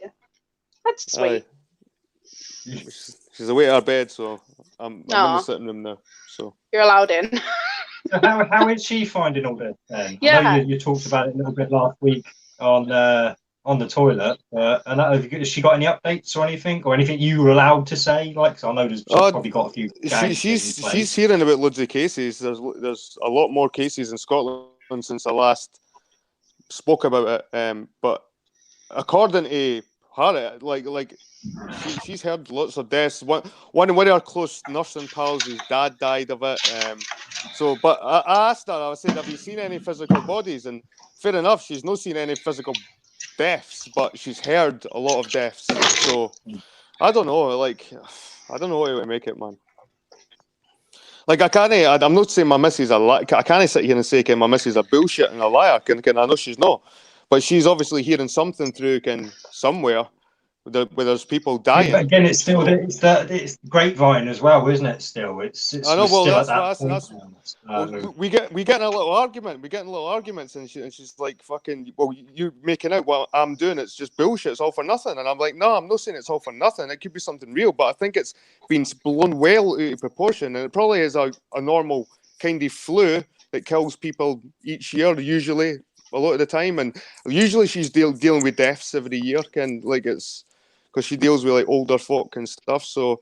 But it's hard in this household when you live with a nurse, and in our society they're getting put on pedestals right now. And me being me, fucking, it's hard to like grit my teeth and just like because my missus, I mean, it's so hard, and it's caused some fucking clashes within the household and stuff. And it's horrible because I'm so skeptical and so conspiracy minded. I think it's all fucking bullshit, and she's out there and she's hearing about people dying and stuff. But like I keep saying, I need to see physical deaths. I need to see bodies piled up again for me to start worrying about some pandemic when there's nurses and doctors dancing in hospitals. In one year you're hearing there's fucking war zones in the wards, hospital wards. There's fucking war zones, and then you see fucking these videos of doctors playing fucking try to get these viral fucking YouTube videos with little signs and all that. It's like, what the fuck is this? What is this a fucking game or something?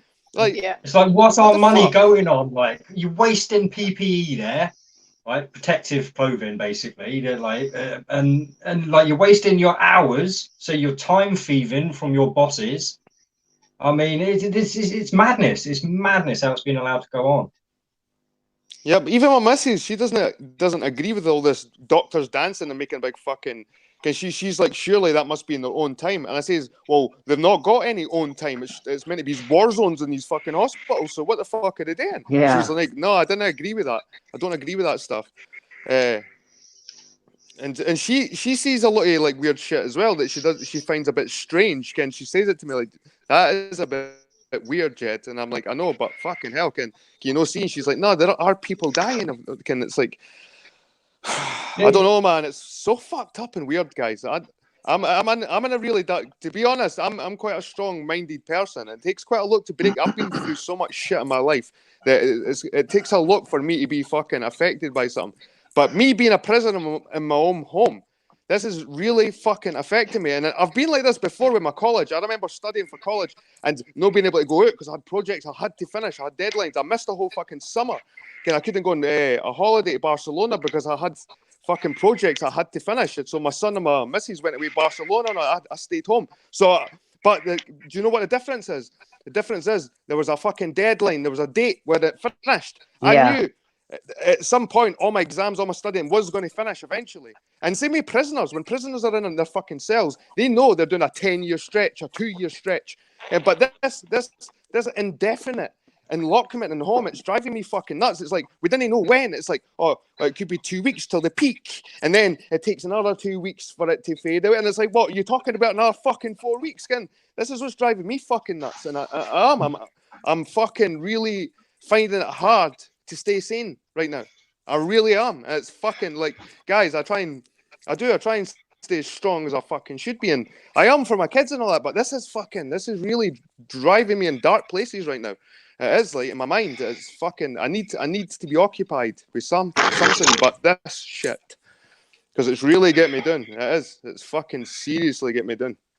Right. Well, maybe do some more hangouts and so. Oh, Barbie, hello. The unknown. Sorry, It's the unknown. It's the Okay. unknown of it. There's no time frame. We don't fucking know. Yeah, I think that's a bit of the point with all of this. I do think there is a sickness. I think it is more than just the flu.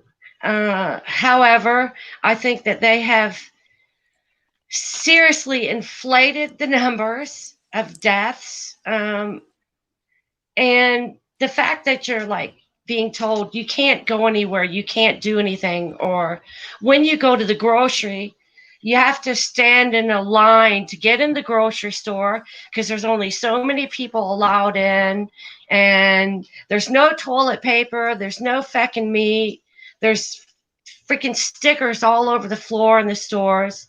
Gas is $1.40 a gallon, but don't go anywhere. So, hey guys, we're giving you cheap gas, but you can't use it. They know that this is actually what breaks people because it affects your spirit. You know, There you go. That's it. You know, you can it's like raising a child, and when you punish a child or try to correct them, you want to correct them. However, you don't want to break their spirit. And that's what they're doing. They're like, and I think this is a total setup as far as like putting people in their homes, taking people from jobs. There's going to be many people that walk away from this and say, oh, I see the benefits of it all. My family became closer. And then the people who locked you up are going to say, yeah, well, you're welcome. It's insane. It is insane. And that's putting it mildly, because the grocery stores are acting like fucking weirdos, you know? Well, I'm going to call the cops on you because you don't like the fact that... I challenged them. I challenged them today. They wouldn't do it. They wouldn't call the cops on me today. The guy definitely wanted to call the police on me because when I said something about the toilet paper, and then I said, and all these stupid pieces of tape on the floor, and I said, and meat that I paid $9 a package for several weeks ago is now $20.95.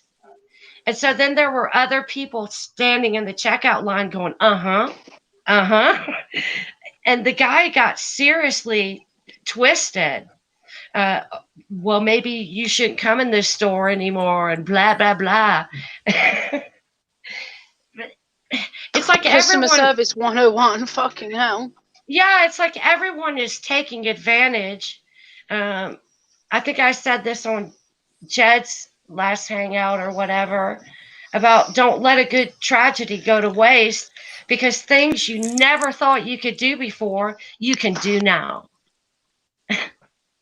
And that's exactly what's happening, you know, with meat prices going up and dropping gas to $1.40 a gallon. Are you shitting me? It's here $1.37. I was going to start recording how low it is because like all of a sudden dropped. I mean, I say a week ago it was like $2.15 or something. Now it's down to $1.87. Right. We've gone down. Sorry, $1.87. $1.87. Demand then. Surely gas prices should be shooting up through the roof if nobody's buying it. Yeah. Like I say, that's proof we don't live in. No, petrol's gone down here as well. It's gone down here. Like my dad was saying the other day that it's super cheap. The thing about meat is shocking though, because like for me, like surely there's still the same amount of animals. There's still the same amount of animals that need to be slaughtered. So shouldn't the price of that meat stay the same? Like I don't quite understand. Yeah, but that's the thing, is like I went through Hurricane Hugo back in the 80s in Charleston, South Carolina. And what we found is that the very people who are your neighbors are the ones that actually price gouge. It's like you don't have to look for the bad guy in someone else, because your normal people will do it. You know, So are you reading the chat, Barbie? You've become the secret police. Right, yeah. Are you reading the chat, Barbie? So what the fuck Mike said. So are you going to stand up for your own rights, Barbara? A lot of people like to complain about it, but no one wants to take action, because what if it is true and it is this deadly or bad? Even if the success rate of beating us is 98% in a healthy adult. Yeah, but what's that got to do with the price of meat going up and the price of fuel going down and there's stickers being everywhere over the floor when we can all tell what 6 foot bloody difference is. I mean, I understand his question. And of course, I want to stand up for my rights. However, and I did in the store. I was like, dude, if you want to call the feckin' cops, do it. I'm right here, mother trucker, because what I'm saying is facts.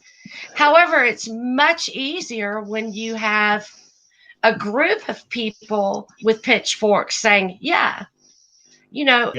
we can all sit online and talk about standing up for your rights. And that's part of the fuckery here too. Is that they know, I mean, they kind of know that's what we're doing. Well, that's why they've stopped the mass gatherings, because right now they can easily take out any one person that's breaking the rules. Yeah. And by stopping us getting together, we can't actually get together in a force strong enough that they can't oppose. Well, yeah, because if you're hanging around somewhere with more than 3 people, you could be scheming or scamming something up. That's what they're afraid of. I mean, I don't know. I kind of like when I heard what Jed was saying about like how he's very even keel guy. However, this situation has really put him close to the edge. I felt for him because I followed Jed for a long time, and I know that he's like an even guy. His opinions, his thoughts are usually all in order. And that I don't want to be paranoid. However, I think that that's the point of this. Maybe it's a soft test for something bigger. I don't know. Yeah, they're seeing how many people is going to fall in line. I mean, this is like so ridiculous, and how many people are actually falling in line. And that it is a test. It's definitely a test to see how far they can push people. And this really shows you where the world's, all these world governments stand anyways, because why all of a sudden they're all in sync with everybody. Usually a lot of them are fighting. Now everybody's in sync and wanting to do all this to save their people. It's like, okay, that makes a lot of sense. 6 months ago, you were wanting to fucking start war. A year and a half ago, they want to start World War 15. What happened to that? No, see, for me, it's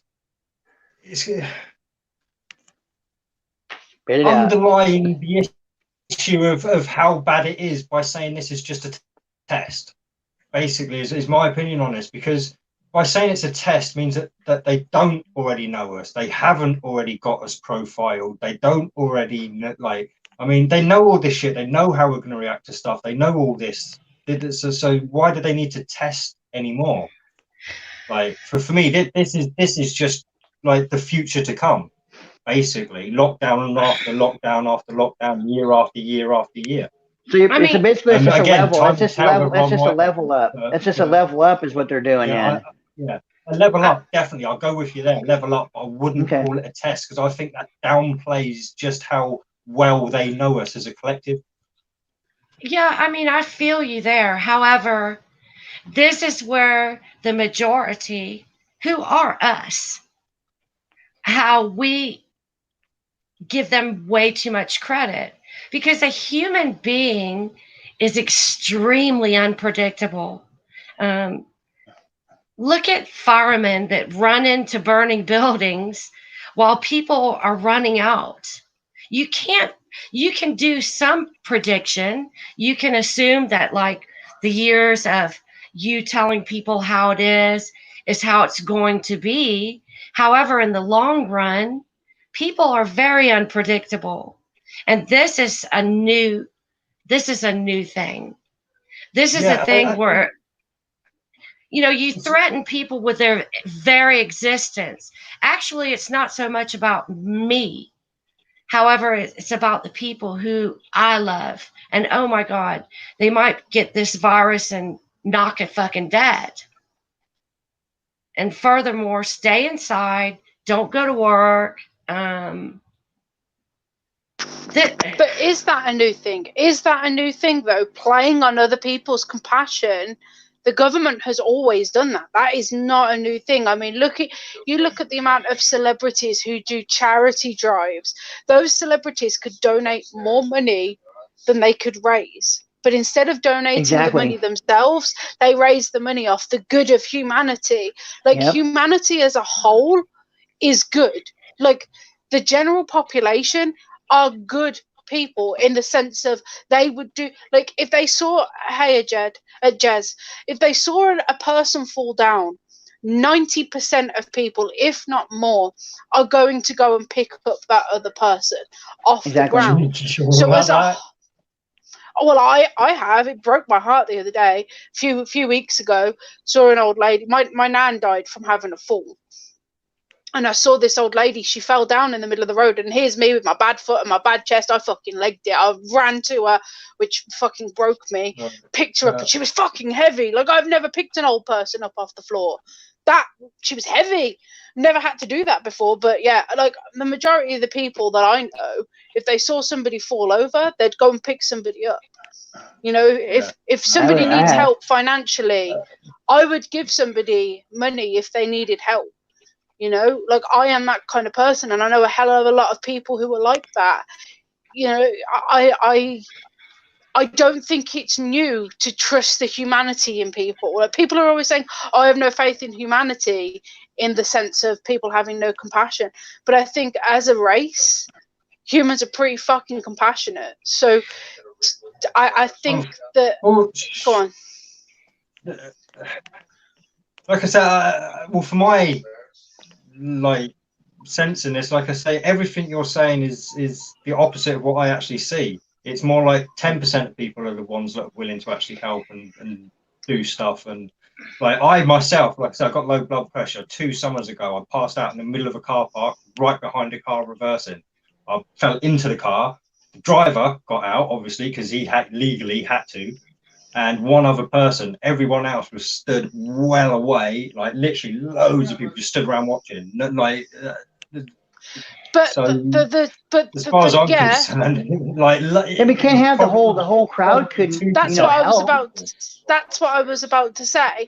So for me, when that old lady fell over, if somebody had got to me before I got to her, I'd have stood back for, say, 20 seconds to see if they needed my help, and if they needed my help, I'd have stepped in. And sometimes they might not have wanted to, like, swarm you, you know, like, if, to be perfectly honest, if I'd have passed out, I wouldn't want to wake up with 70,000 people all standing over me. That, but all I'm saying is that the evidence for me is, like, I mean, it wasn't a full, like, proper pass out. I'd never fully lost consciousness. I just lost the will to walk, basically. To walk. And there was never these like loads of people running at me, like to help, like, and then standing back when they realised other people got there. If you know what I mean, it was literally. I mean, you could just sense it, like, like everyone looking around, who's going to help him, kind of thing. You can almost sense that kind of thing about it, and everyone else just wanted to watch. I mean, like I said, I don't have faith in humanity, because humanity has shown me time and time again it doesn't deserve my faith. People, individuals, deserve my faith. Society, not a chance. But if you have enough people, there's your society. There's your mankind. Because people aren't the same when they think there's someone else to do something.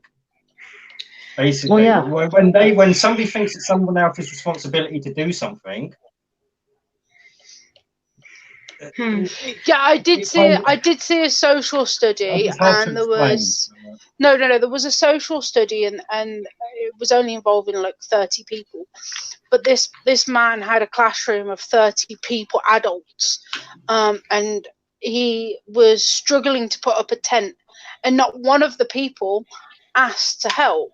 Nobody wanted to be the first person to ask if the bloke needed help. But then you put it in a room with just 5 people, one person would help. After about 3 minutes of the person struggling. but then you put the person one-on-one with another human, and that person straight away stood up and tried to help. I think that everybody has that. Okay, what if? Firstly, what would go through my head was, if somebody fell over in front of me and there was 10 people around, I would wait to see if there was somebody much more capable than I am. I There you haven't go. done first aid in 12 years. So my first aid is well out of date. I know the basics, I know what to do, but I don't have a license anymore to practice first aid. You know, if I'm at work and somebody falls over, even though I know what to do, I'm not allowed to touch them. So my initial thing would be, okay, what if there is somebody that knows what to do? So I would wait. I would stand back, see if anybody fled first. If nobody fled, I would go to the person. I would go, you know, I'd assess the area and see, you know. No, again, the point was 90% of people would rush to help somebody. That My argument was 90% of people wouldn't rush to help somebody. No, actually, 2% of people would rush to help. Willing to help, yeah, fair enough. But that's what I willing mean. to help and Willing actually to help. helping are two That's different what I mean. things. That's what I mean. there's something very interesting in what she said, and I was cakes. Thanks, Bobby. Cakes. I'm sorry. There's this unique little thing that happens if you throw 30 people into a situation and lady falls. How many of 30 would actually do something? However, if you break the 30 down to the same people, okay? So take groups of 5 and let old lady fall down. I guarantee you 90% of those people would help. So there's something about, I don't know what the word is I want to use, possibly group mentality. So what I'm saying is, if you're in a larger group of people and maybe it's about judgment, I'm not quite sure, then less people would be willing to help. However, if you took the same people, like I said, into smaller groups of like 5, how many of those people do you think would help? The same people. We're not looking for different folk. It's a great experiment, because I truly do believe that people are generally good. I think people have forgotten shock value. They have forgotten how much they are needed, and they are way too worried about what their peers think. Oh shit, I'm gonna help this old lady up. Well, damn homie back there's gonna think I'm a sucker.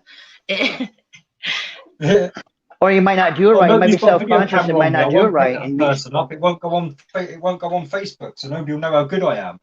Right. It's there's this weird thing that happens, I think, with groups of people, unless you can selectively go out and choose your group.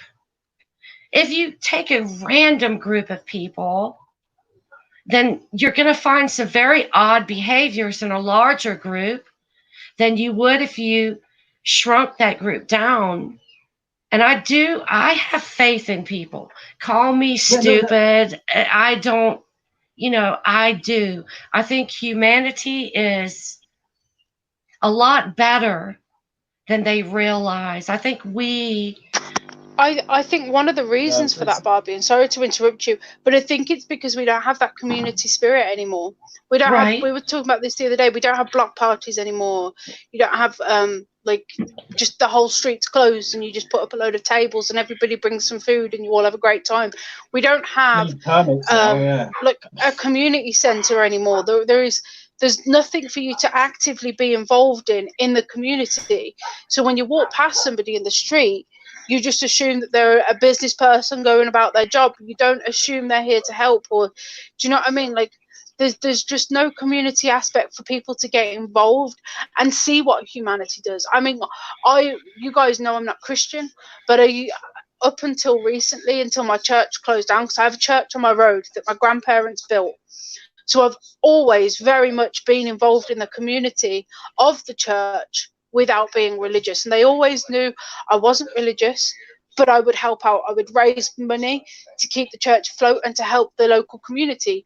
But that's not a thing anymore. Like me and my mum, we'd sit up until like 1 o'clock in the morning decorating cakes to sell them. I don't mean like cupcakes. I mean proper. My mum's a professional cake maker. I mean proper iced cakes with like proper shit on it.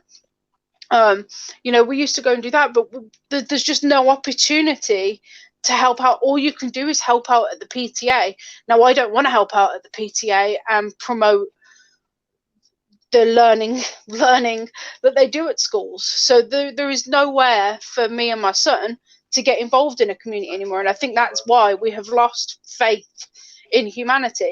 Coronavirus. Yeah, I mean, Exactly. I feel you there. I see a lot of that going on, like within my own family, because I have my family. Everyone is like at my house just now, so my house is full. And I see how things have kind of gotten broken down and weird and strange, and I find myself looking at it and thinking about it and feeling like helpless. How do you change this? What do you do? Ugh. Because So, I mean, all we have to do basically is carry on living our lives. Right, but what we've done is like I said, we've just let the government take control, and this is the problem. Now nobody thinks they have responsibility anymore. Everyone thinks somebody else has responsibility. So yeah, humanity was nice 10, 15, 20 years ago, but since then humanity has been corrupted and it's no longer what it used to be. And I don't like to live in the past. And the evidence with humanity being shit is the fact that everyone's in lockdown right now. Yeah. That's my evidence, because if humanity wasn't shit, we wouldn't be putting up with it.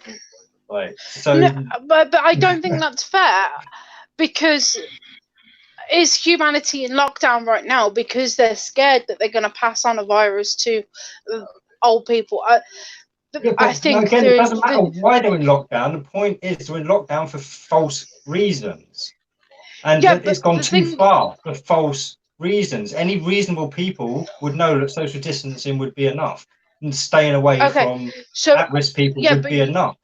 They're not. You know that I don't like the sheeps. You know that I don't like the sheeps, but they are misguided. They're not looking at the facts for themselves. They are just blindly trusting the media, which is wrong. But the reasons they're blindly trusting the media is right. What they're doing is right. If this was a real thing, if this was really affecting as many people as they want us to believe it is, what humans are doing right now is correct. If there really was a virus that was killing a fuck ton of people, I would rather the people were doing what they're doing right now than them carry on pretending that everything's okay. You know? Do you know what I mean? No. Look, I'm not saying we should go the opposite extreme. I'm saying there's some sort of middle ground here where you take other people into account and all that kind of stuff. If we were living in that kind of way right now, then I'd be agreeing with you guys that humanity's cool and ultimately in a great place. But the evidence is contrary. So yeah, I'd like it to be. Can we adjust? Go on, Bobby. I'm not sure that the evidence is contrary to what's happening, because if you think about just normal people, okay, that don't know any better, they're just people, they're just living, they haven't figured out exactly what's going on. So the information that they're being provided is, if you walk into a store and cough on someone, you could make them sick. They could die. So in essence, even though you would call those people sheep, They are doing what they think is right to prevent a deadly sickness. Should they be looking into it more? Absolutely. Absolutely. But this is, again, the system playing on humanity and the decency that is embedded into people. That's just can we just my address opinion. chat a sec, Barbie? Because I know you'll have things to say on this as well. So they're talking about 5G, and Mike said, I've had 5G in my house for over a year. So the difference between the 5G in your house and the 5G in the tower, it's the towers that are affecting people, not the 5G coming through the wire. Well, no, but 5G is 5G. It's a signal range. Yeah. So there is no difference between in your house or from a mast. The signal is a signal. No, but the comparison I wanted to make was that the radio waves you get from listening to the radio are going to be different from the radio waves that are coming from a tower. There is a difference. There is a distinct difference. Different frequency range. Yeah. And that's the same with the 5G. The 5G is going to be stronger from the masts than it is from your house. Because the 5G from the masts have got to reach many people. So effects from that would be considerably different to effects from a box. That's what I meant. Yeah, and again, we'll have to see, because again, I've been told to make 5G work properly, we're going to need boxes on like every other lamppost and stuff like that, because it doesn't penetrate solid objects very well. But again, a lot of this is hearsay, unfortunately, as far as I can tell at the moment. There is a lot of false information going around about 5G. There is so much. I mean, I didn't even know we'd had 5G in any country for a year yet. See, now my Virgin box, we've had our Virgin now. Ready doesn't mean it's 5G activated. That's what I was about to say. Was my Virgin box is 5G capable, but we've had 4K TVs that are 4K TV capable for ages, but that didn't mean that everything was streamed in 4K. YouTube's been ready for 4K, but not everybody streams in it. And we also have been fucking rude to Mick, because Mick has been here for a good 15 minutes now and we've completely ignored him. How the fuck are you doing, Mick? What's going on, mate? I apologise. We did the same to Barbie when she came in, though, to be fair. We did do the same to Barbie, yes. How are you doing, Mick? Right, yeah. It's just, I'm just listening. I'm fine listening. You know what I mean? Nothing rude about it. Well, I mean, it was. I didn't even say hello. I waved at you, but that was about it. Do you think in older days that we've had as much consensus on things as the day where we have communication all over the planet? Say that again. What? Like we have this society that's built on consensus, isn't it? It's like we have this thing called consensus, and it all of a sudden becomes fact. And it's like a beast. It spirals out of control, doesn't it? So it's like, if you step out of that consensus, you become the nut. And it's like, what sort of fucking society are we building when you can't think freely for yourself? Yeah, we're building a fascist society. Yes, that's what I keep telling people and stuff. Right? I mean, we've been turned into fascists as a society. Right? I mean, and especially the liberals. It's crazy. The liberals are the most fascist bunch of the lot. It's crazy. It's like social compliance, isn't it? Yeah. It's like you've got 5 people in a room, you're all told which lines are the same size, which one makes up the same size. 4 people lie, the 5th person, they'll go along with the other people. And that's how the consensus works. It's not using your brain. Yeah. Yeah. Yeah, I've seen documentaries about where they do studies, like Case was talking earlier with the people in the room, but they did the same thing. But I think you were the same, Mick. I only heard part of what you said, where they were having people answer questions, and all of them answered it wrong.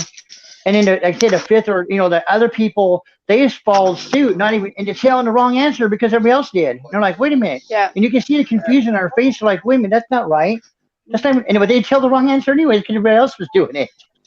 So I was picked on from the age of about 6 or 7 until 16, like, and it was bad. Like, I was beaten fucking black and blue. Like, it was. I have a scar on my butt from it. I was pushed onto a metal spike. I don't know if I've told you guys before, but it was fucking bad. It was vile. Like, it wasn't just name calling. It was physical and horrible, and it was the reason for it is ridiculous.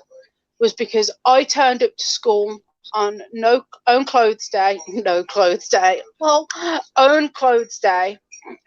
wearing my dad's Pink Floyd t-shirt, tucked in, and it was all really baggy and massive on me because, you know, I was like 6 or 7. It was tucked into my trousers, but I turned up with a Pink Floyd t-shirt, and all the other girls had like Spice Girls t-shirt, but because I was the odd one out, that's where a lifetime of being ridiculed and beaten the fuck up came from. And it wasn't until I was like 15, 16 that I started standing up for myself, and I started just fighting back and punching people myself. Hello, police officers. But it was literally because I wore different clothes. And that, to me, signifies the herd mentality that we live in. And this, anything that's out of the normal is weird and shouldn't be appreciated and doesn't have the right to an opinion, you know. Coronavirus. And that's the interesting thing about this whole idea of social distancing. So, I mean, that comes with it's much deeper than like stepping away from people. It's more about mentally distancing yourself from people. You know, this is what I'm seeing anyway. It's like everybody is. I live in the South right now, and Southern people are extremely friendly. You can walk into a place and 10 people you don't know, hey, how you doing? Y'all have a great day, okay? Now you walk into a place and people are actually employing social distancing. No one says hi, no one smiles. There's no body gestures towards other human beings. I've not actually been to the shops for a couple of weeks. It might have got worse, but people are at least smiling at each other. There was a very rigid body language. Don't get me wrong. I definitely get you with that one. But yeah, people were still. If you caught their face, they would smile at you at least. But yeah, no. But that's So like I said about a week and a half, 2 weeks ago. So I need to borrow Dan's head. So Dan, come here a sec. Can I borrow your head? Just put your head about here, right? So my head was there, right? No, come back, stay there. And this woman was looking at something, and I was looking at something, and she turned around, and she went, oh, she ran away. She was like, no, fuck this, I'm going.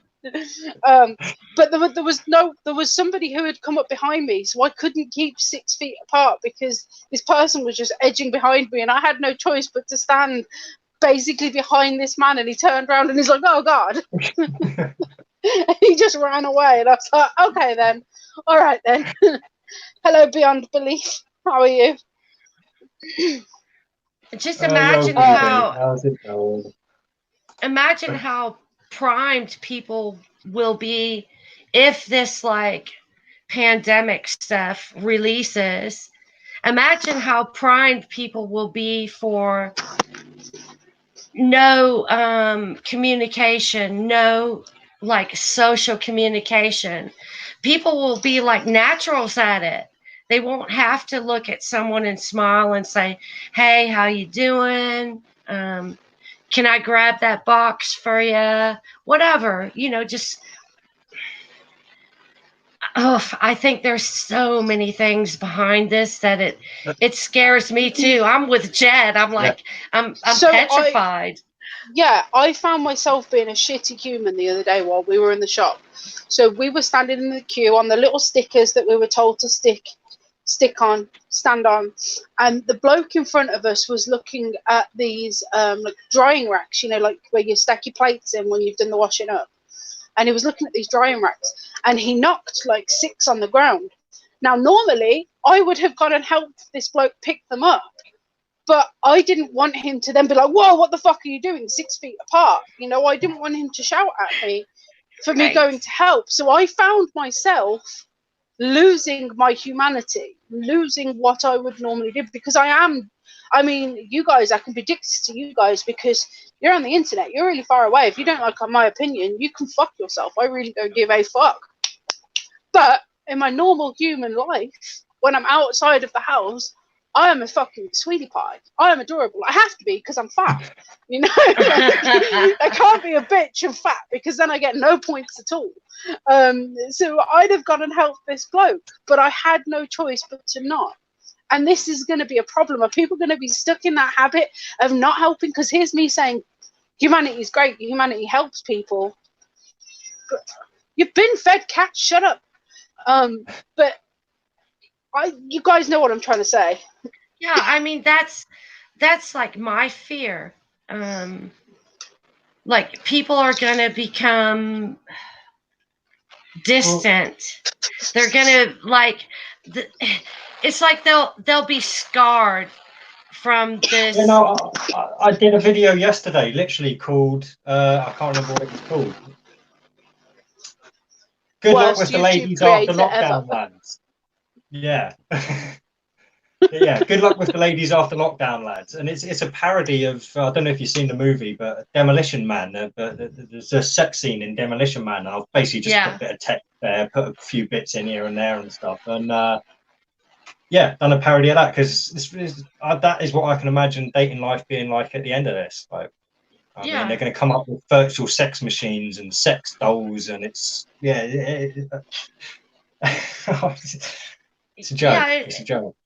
It's like weird shit because I remember so many years back, if you were riding down the road and you saw someone broke down, you would be compelled to pull over and give them a hand, possibly give them a ride. And then not long after that, you started seeing all this information about, oh, don't pick up hitchhikers, don't help people, you might get shot in the fucking head. So so now you could basically be broke down on the road with 25 babies and everyone and their brother would pass you by, because when people smell shit, they continue to smell shit for long after they've stepped in it. If that makes sense. Yeah. No, I get it. No, it's affected how I am as a mom. That same kind of stranger danger, anybody can hurt anybody, has made me an overbearing, overprotective mother. Like, I don't like Freddie running in case he falls over and hurts himself because I'm such a tyrant. I know I am. Like, at least I can admit it. But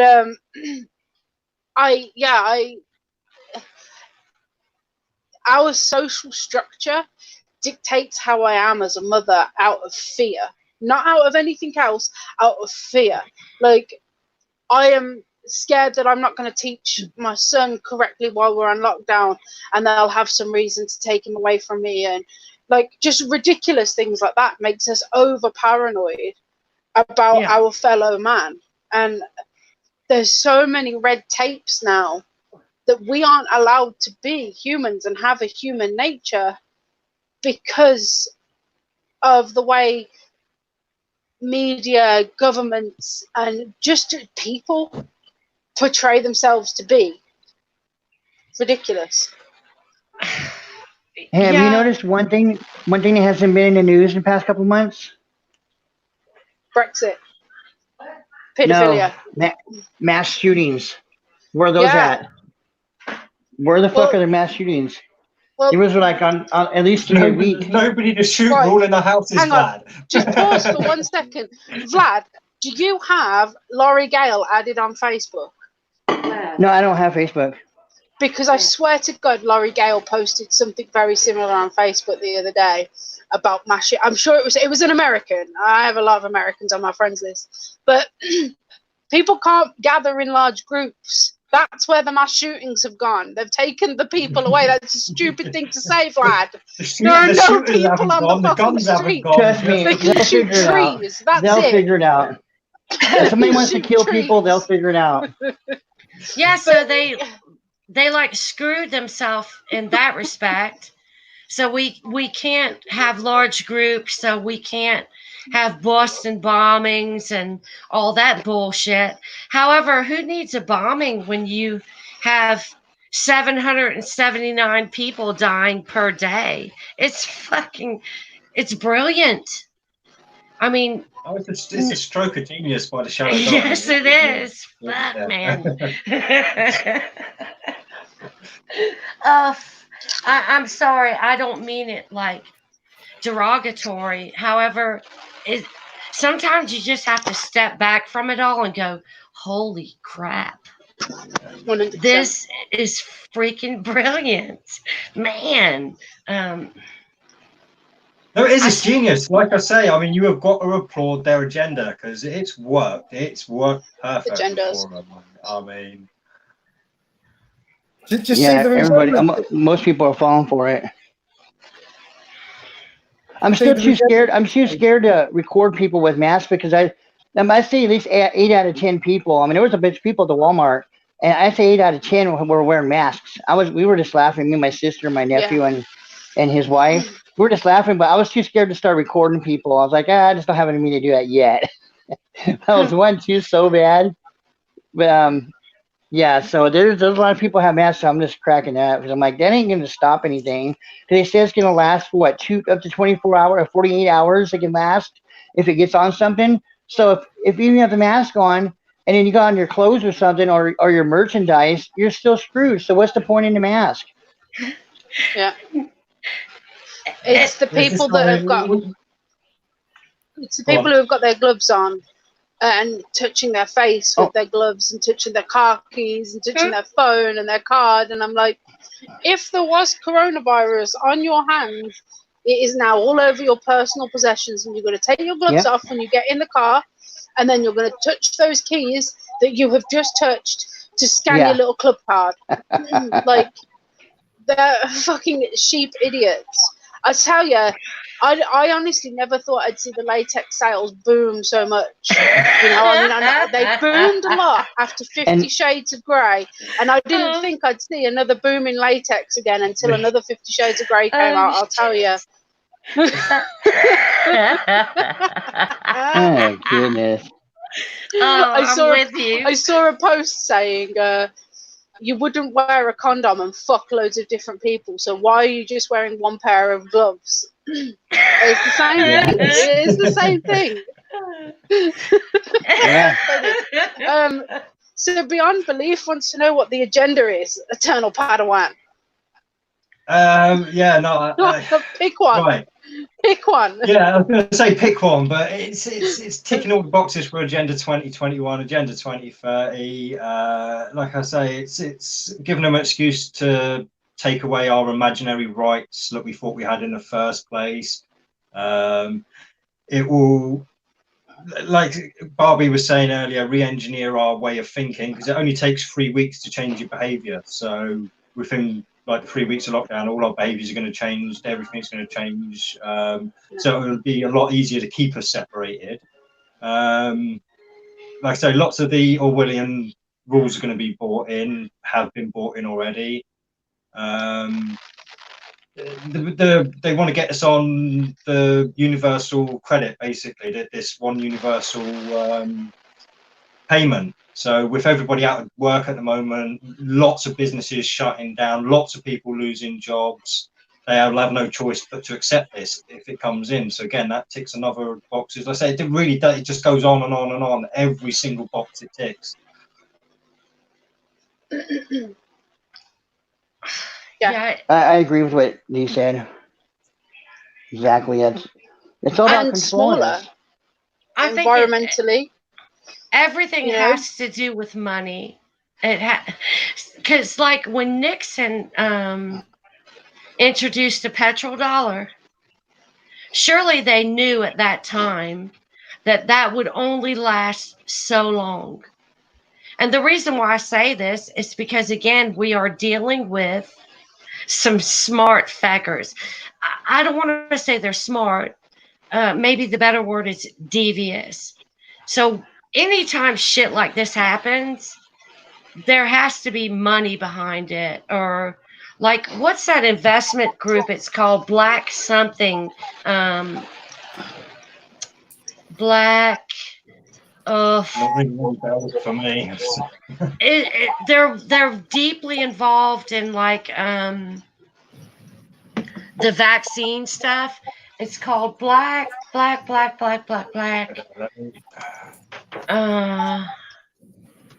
And usually this group is people that handle like investments from nurses, teachers, doctors, etc.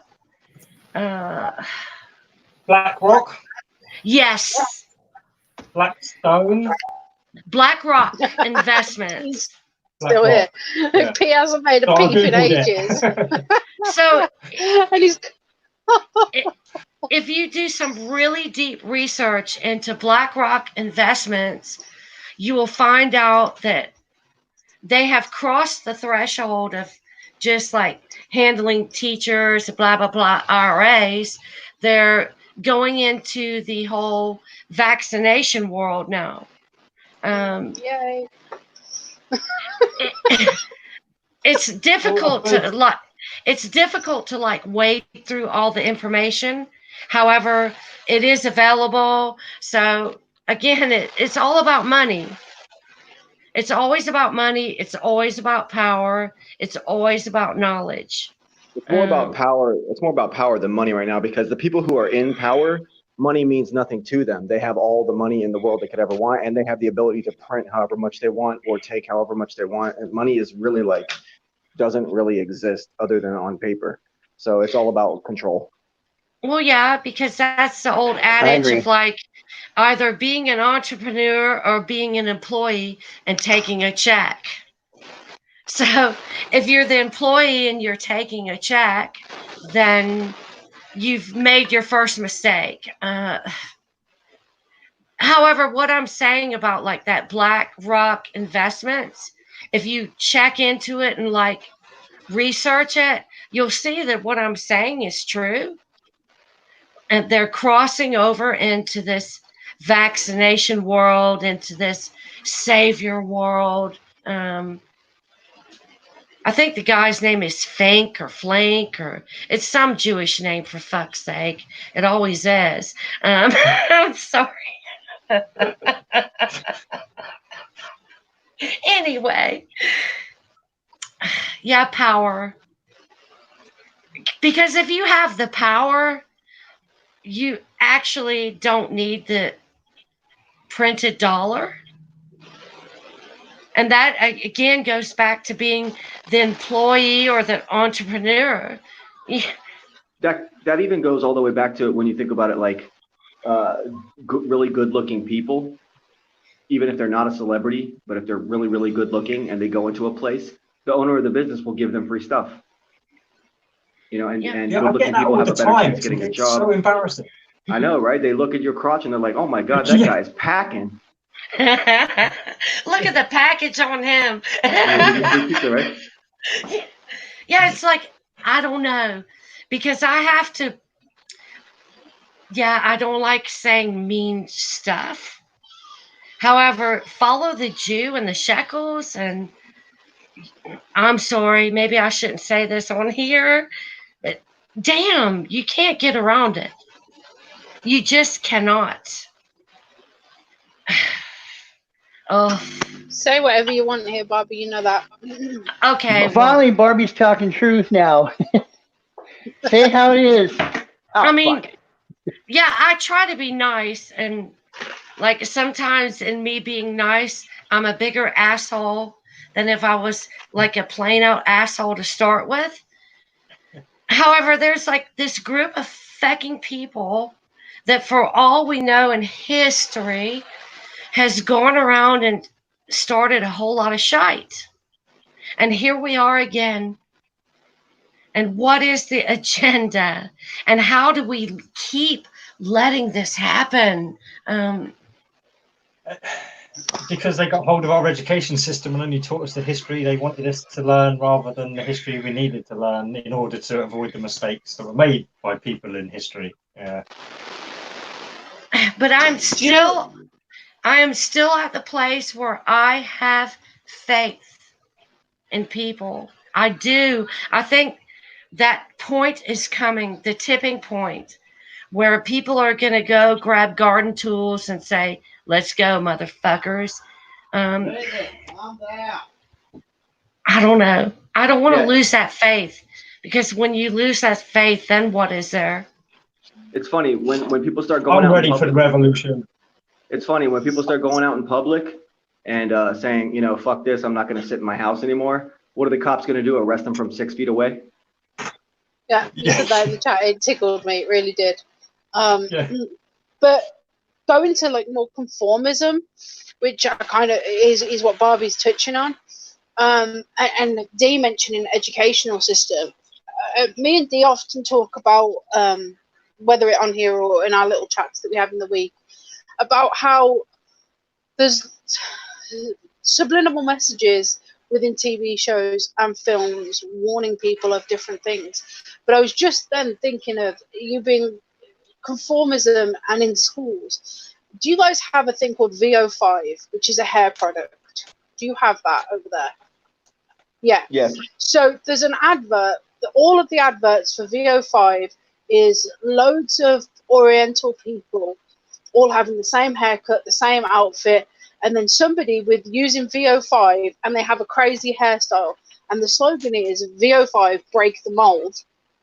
And it's telling you to break the mold and be different. People are taking that literally, I sound really hypocritical with my different color hair and my metal in my face, because that's being different. But I genuinely think it means more than that.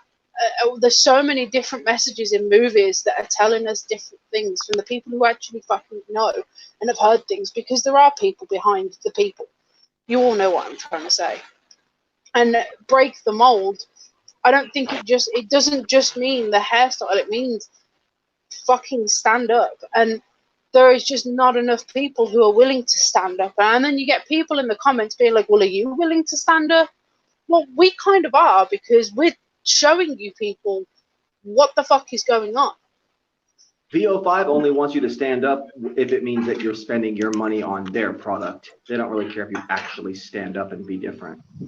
Well, yeah, but I was talking for the message. Well, yeah, they're playing to that. They're making you feel like you're special if you consume their shitty product. Yeah, definitely, because it's a marketing campaign. But I mean, to take it deeper than that, that's how we should be. That's how people need to take those little things like that and pop them all together and boom. You know. In the 80s and in the 90s, it was all about, standing out and being different. That's the message that we all got. But really, I think the agenda behind that at that time was really just be a progressivist.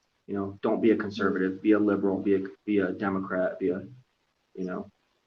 I've actually been watching a few 90s movies recently because I've subscribed to Disney Plus, so I've just been watching like the back catalogue and stuff. And it's a bang on. You bang on it. Like the cool kids, what we now see today as the liberals and shit like that. It's crazy. Like, I mean, like the cool kids when I was a kid tended to be the bad guys, if you get me. So during like the 80s, like the bad guys were kind of the cool ones, if you know what I mean, and the good guys were the dweebs, if anything. And obviously, that changed in the 90s, and it's changed again now, where they put all the good people's lines in the mouths of the bad guys, so that our morals are skewed even more, thinking that if we think what the bad guys are saying, we must be bad.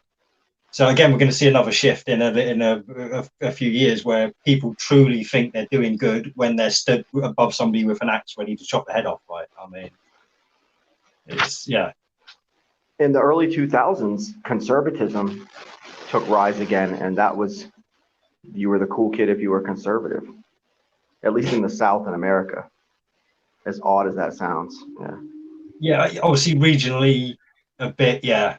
It's certainly not all focused in a worldwide effort, because they know we're different in different places, so they have to attack us differently in different places. So. Yeah, and like Barbie was saying, down in the South, everyone used to be all like, friendly, the thing is that they're trying to make the South more like the North in America, where everybody is standoffish, everyone stays apart from each other anyways. Like social distancing is already a thing in New Jersey, New York, Boston.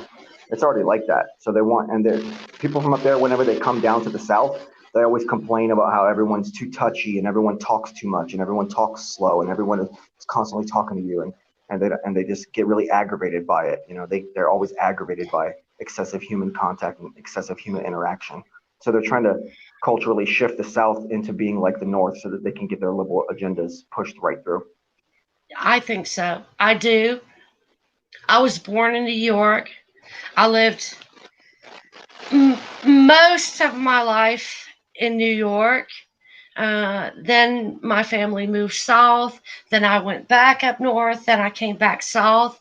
And I'm here to tell you, the South are some cuddly, sweet people. I love Yanks, don't get me wrong. However, the word Southern hospitality is a fact. I mean, I've had people hug me that I don't even know. It's like, hi, how are you? And they hug you, and it's very cool. Yeah, it used to be you'd go in a supermarket and someone would be behind you and they need to get by you and they just touch you on the arm or touch your shoulder. People just touch you. Yeah. Yeah, like, excuse me as I touch your shoulder. And I don't want to say that, like, people from New York aren't nice or kind. However, the pace is different. It's a faster pace. So maybe it's like people don't have time, blah, blah, blah, something like that. However, I think the South is special as far as the United States is concerned. We like our guns. There's so much going on in the South that I'm quite surprised at the behavior change that I have seen over the last 2 weeks.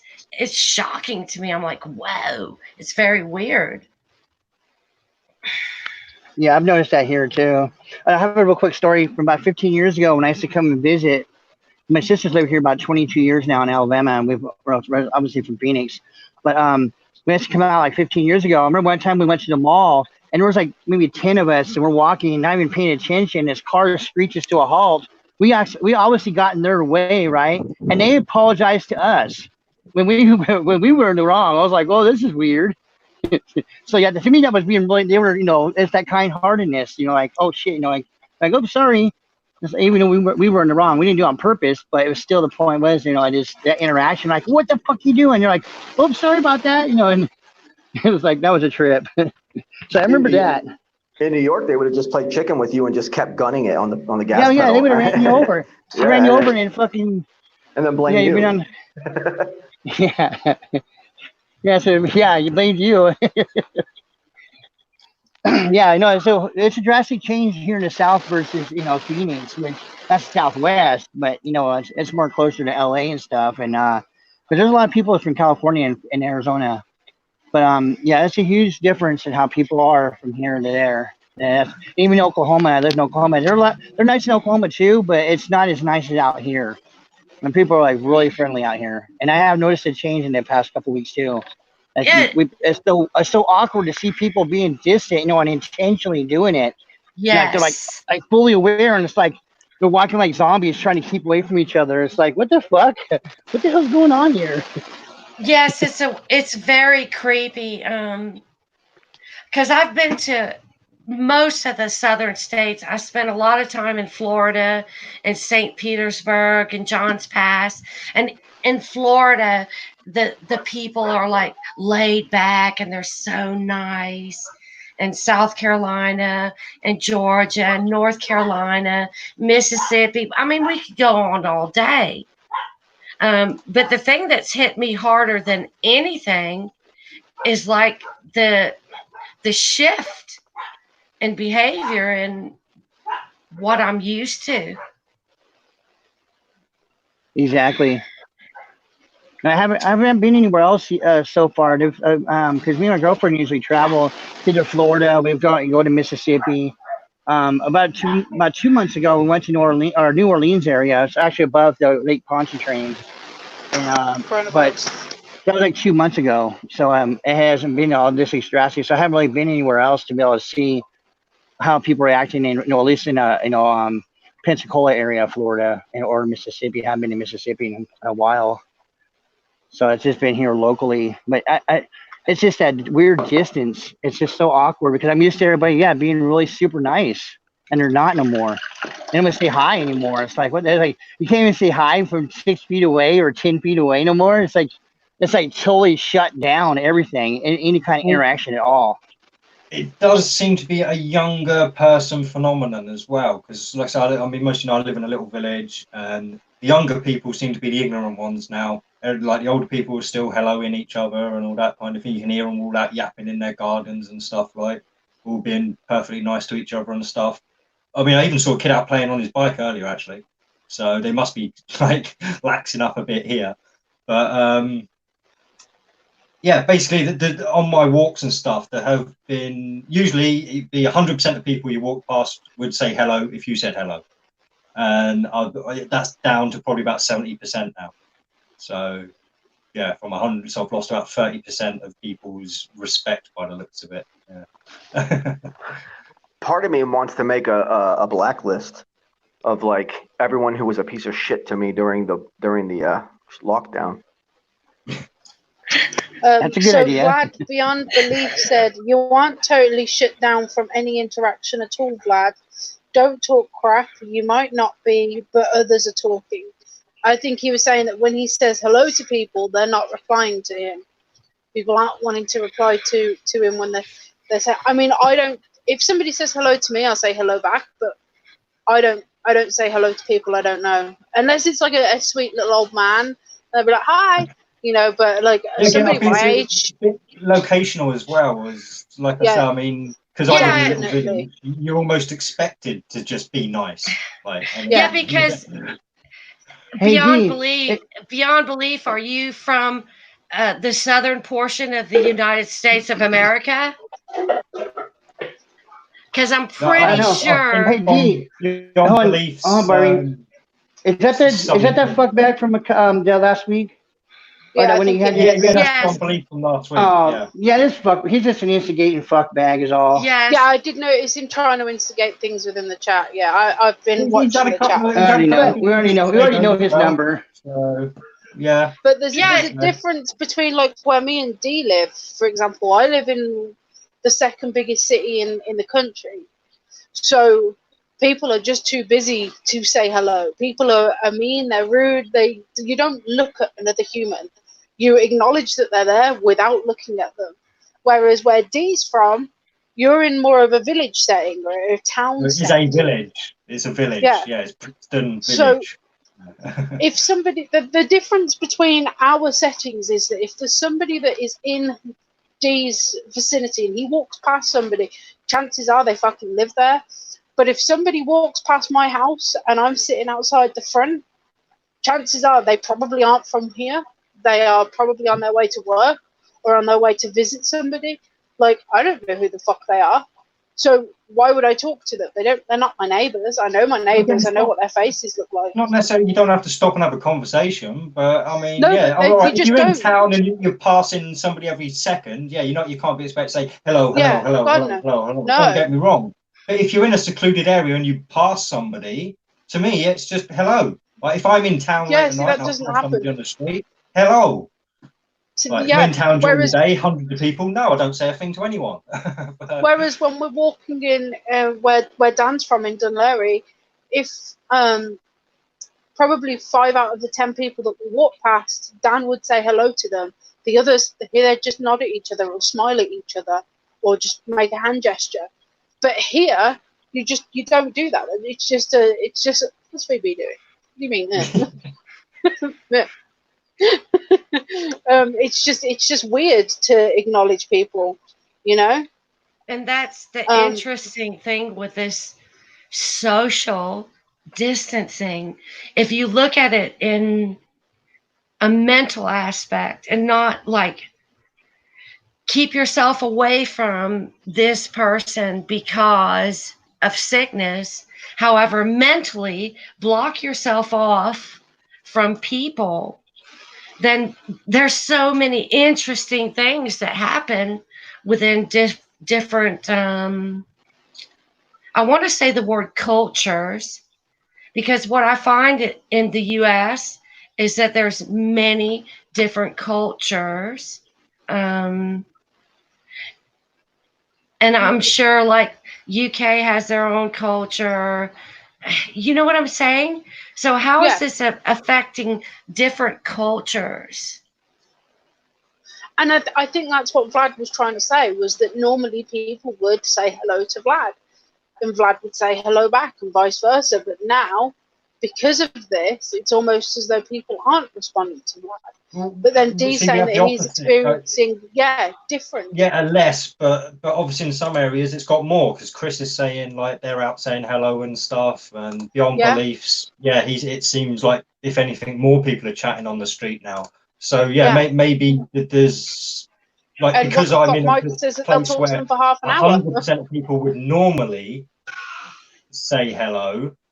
I think it's a bit different because you guys are probably living a bit more built up areas, so you're more used to not saying hello. So now when you're out in the street and you're only seeing a few people about, it's easier to say hello to people now. So you're almost, your numbers will probably go up in those kind of areas, and so it could be a phenomenon. I don't know. Again, whereas it's staying exactly the same. People are just ignoring each other like they normally do, which it's just how it is where I'm from. You don't look at other people. You don't make eye contact with another person.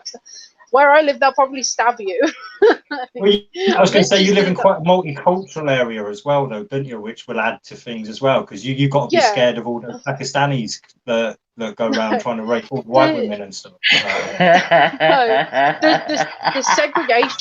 The segregation of my area is fucking terrifying. So at my son's school, when you're waiting in the playground, all the Muslim mums have to stand together because the white mums just don't talk to them. They just the white mums just will not, because the area Invaders. that I live in is no, it's not that. It's the area I live in is really rich, so the majority of the mums are hoity-toity, nose stuck up. And so they look down at everybody else. Like, they don't talk to me really either. Like, they'll say hello to me, but because I'm a young mom, because I'm 27, and they're all like in their 30s and divorced and have new husbands and whatnot, that are fucking loaded. They look down at everybody else. So they just don't talk to the Muslim mums. Like, the Muslim mums are just in the corner by themselves, and I feel bad for them, to be perfectly honest, because they haven't done anything wrong. They're just here because their parents were here. They would do the same thing to those white women if it was in their country. Yep. More than likely, yes, but that doesn't stop me from feeling bad. There's a great video online, and it's a young Muslim woman who's living in Finland. Okay, she's got her burqa on. She's yammering on about not getting treated fairly and blah, blah, blah. And no one treats the Muslim people right. And her very last statement was, there are too many Finns in Finland. So when you feel sorry for people like this, understand that they have abandoned their culture and are trying to force their culture upon your culture. They hate you. They do. They actually do. I believe that. But I think that this situation is a little bit different, as they're like second or third generation British Muslims. All of them have got English accents, and they have English jobs, English clothes. They don't wear the full getup, and they are being segregated purely and only for their skin color. At this point, I believe they have integrated into our society. These specific mums that I'm talking about, I could understand if they were wearing the full burqa and they were speaking in Hindu.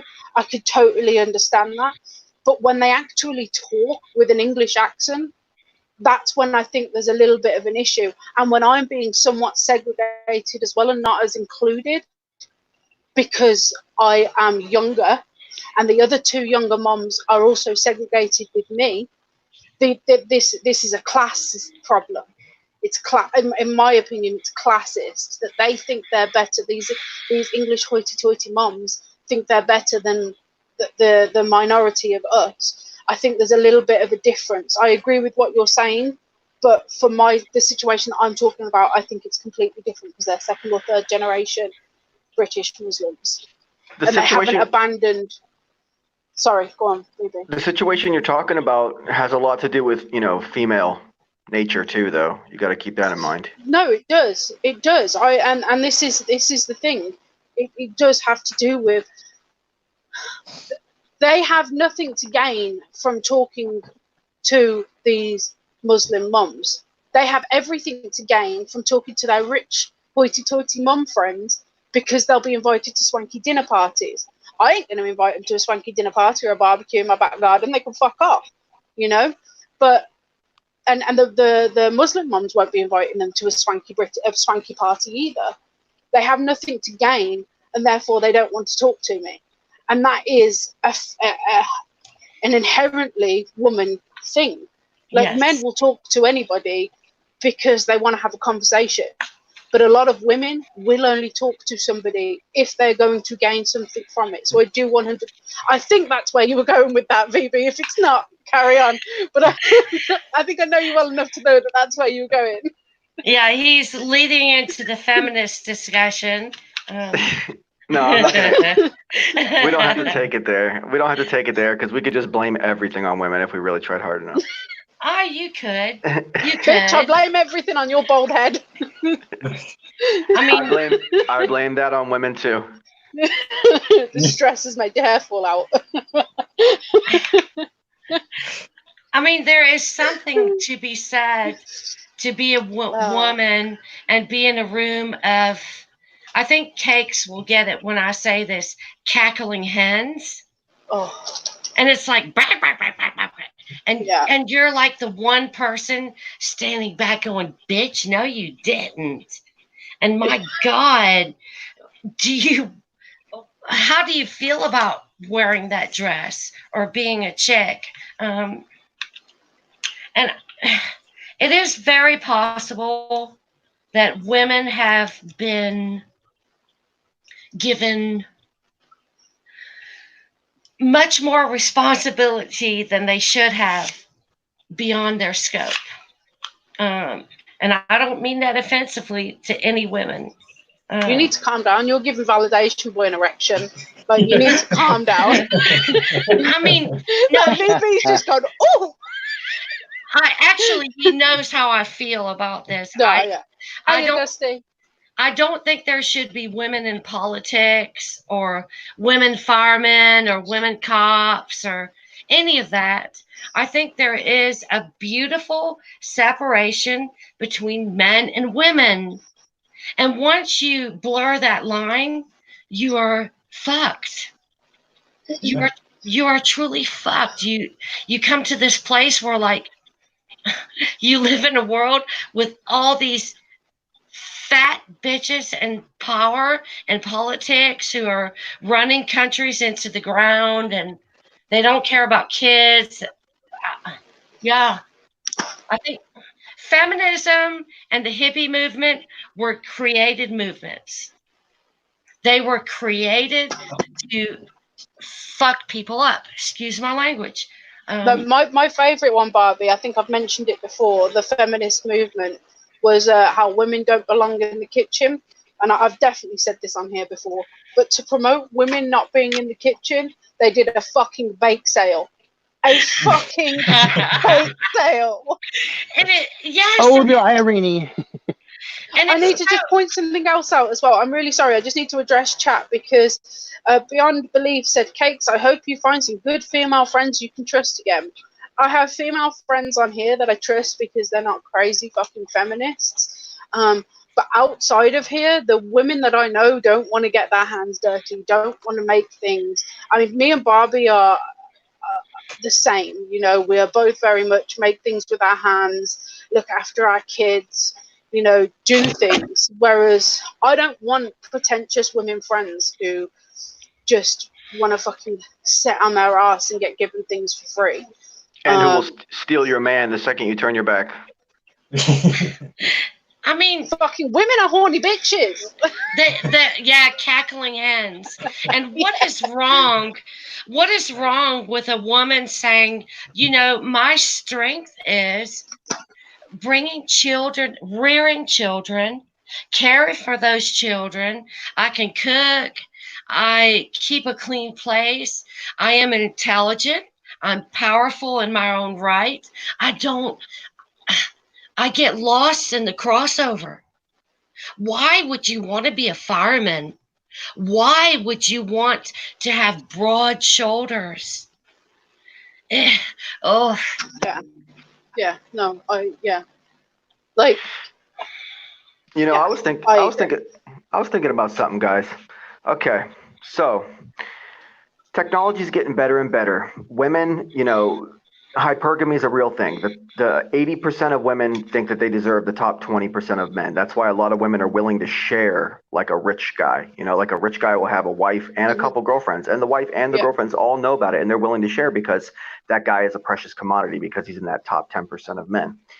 It gives them status. Yeah. Now, 90% of men aren't getting any fucking love from the ladies, and technology is out there, and men are creating these sex robots, and they're creating these artificial wombs.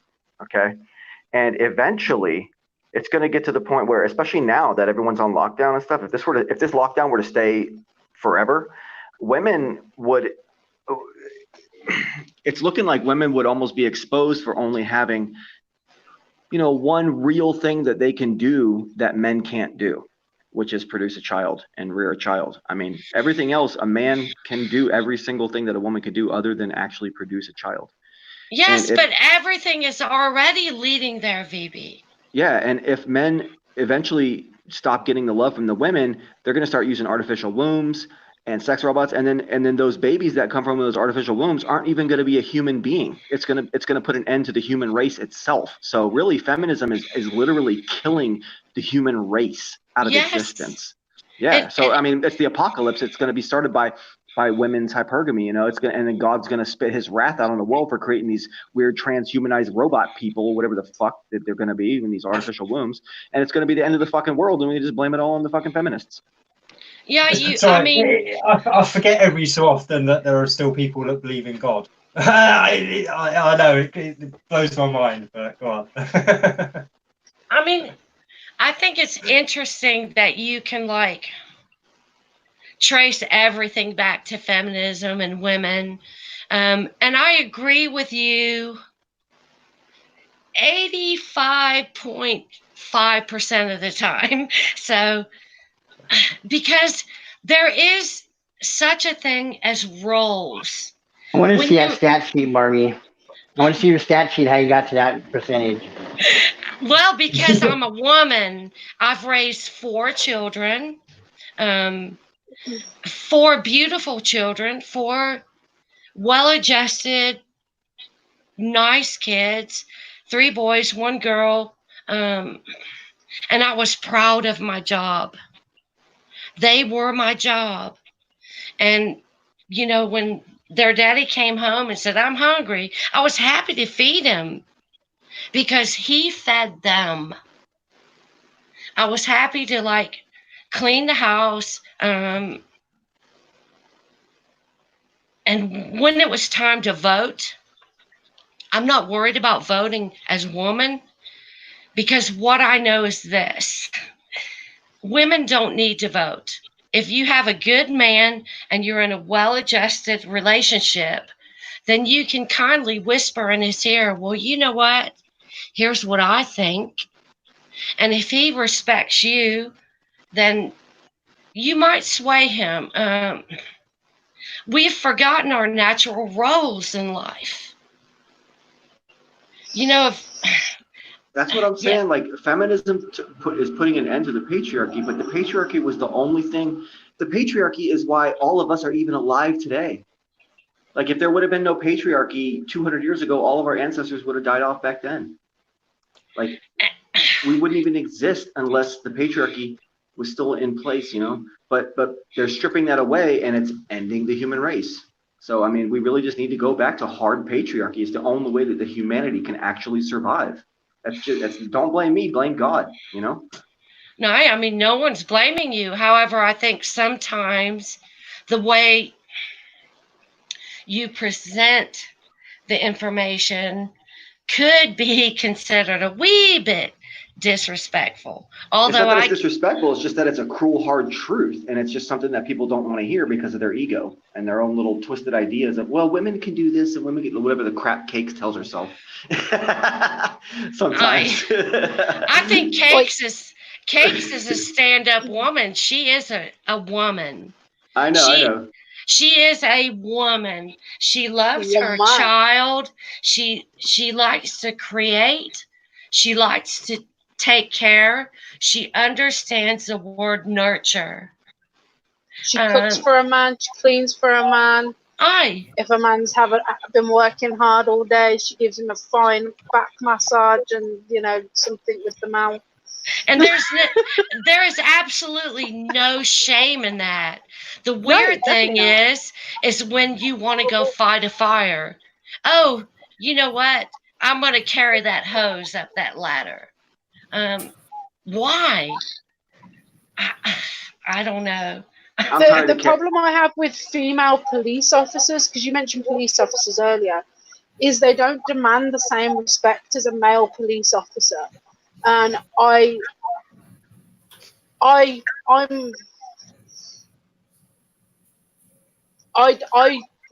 can't see a woman being able to fend off a man with a knife as well as a man's going to. I think powerful jobs like that can harm a woman shouldn't happen. I mean, it puts a lot more stress on the male police officers, in my opinion, because they're going to want to protect her before following the law. That's how I would see it. With my male friends would want to protect me before following the law. It's a waste of resources as well, because anytime a female cop is in a situation that a man cop could handle by himself, she has to call in another male cop to come and actually do the dirty work. So it's a waste. That's two cops down when it could have just been one. Yeah. So how do you think it should be, the interaction between man and woman in the ideal situation? As far as I know, but yeah. But they're fighting to try to get into the front lines. Why? They don't need to be in the front lines. The chip on their shoulder. They've been told their whole life that they can do anything, live your dreams. That's not true. Yeah, you'll get killed. You'll get killed like a man, and then, huh? Well, see, this is right. At the moment, no, they shouldn't be allowed at the front lines, because the rules are, if you can't lift the guy next to you, you shouldn't be on the that's what you train for, to be able to lift the guy next to you. So if there are women out there who can lift any man next to them, carry them back beyond all that kind of stuff, they can meet the rules, fair enough. It's when the rules have to be changed for women that I start having a problem. And Mick brought up an interesting question. He said, what do you think the ideal situation is between a man and a woman? And ideally, we already know that. We are born with that in our DNA and our souls. So the ideal situation is for both sexes to find security in who you are, what you are, and your purpose. And again, I'm going to maybe get smacked by some chicks here. No, just some of the blokes as well, I imagine. This is how crazy it is. You'll have all your white knights in there as well, white knighting for the women, I think white knights are even a bigger problem in feminism than the actual women who are feminists. Yes, they are, because I don't have the ability to stick up for myself, so I have to have a man stick up for me as though I don't have a voice. I don't like that. It makes me feel belittled. I know what I am capable of. I know what I want from life, and I know the quote unquote gender roles that I believe we should have. So I don't need somebody or anybody to stick up for me. You know, it's not just the fact that they're a man sticking up for me. I don't need anybody to stick up for me. And white knights just make me feel like this thing that's going to break as soon as they touch me. White knights stick up for women who are putting themselves in positions that they shouldn't be putting themselves in. Yeah, they do. Because, I mean, otherwise the white knight wouldn't have to exist if the woman wasn't out there trying to be overly ambitious and do silly things that they really shouldn't be doing as a woman. And that's when the white knight rolls in and says, oh yes, I'm going to defend her, I'm going to help her, I'm going to help these women do all this stuff that's really just women damaging themselves, you know. I want to try to answer Mick's question farther and saying, when I looked into like this tranny thing and all this weird shit, the one thing I realized was simple. They can't leave anything behind. I have children. I have a grandson. I'm getting ready to have another one. So guess what? I have left something behind. I have done a wonderful job.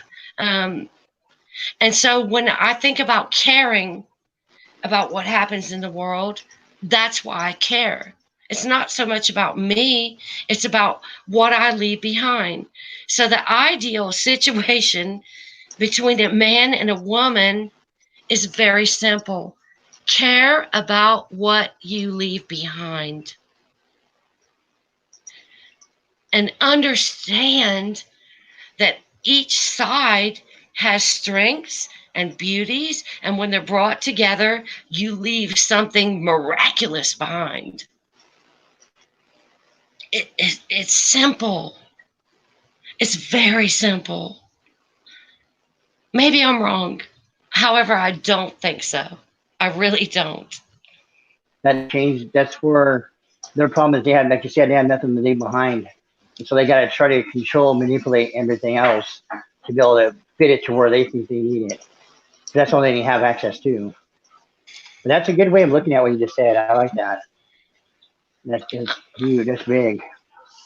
I mean, when I look at my children, and I look at my grandson, I think, holy man, I've done a lot of dumb stuff in my life.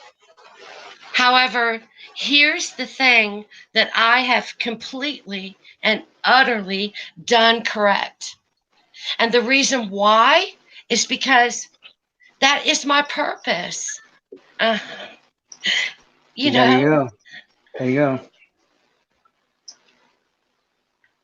I don't know. I'm not saying women are not smart and clever, and because I think women are very smart and clever. However, when you lose the cleverness to understand your impact on your mate or the man that you spend your life with, then you become extremely dumb.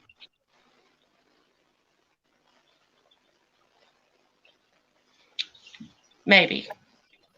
Do you think we're supposed to be monogamous? Sorry, Mick? Do you think we're supposed to be monogamous by nature? Yes. So why I do.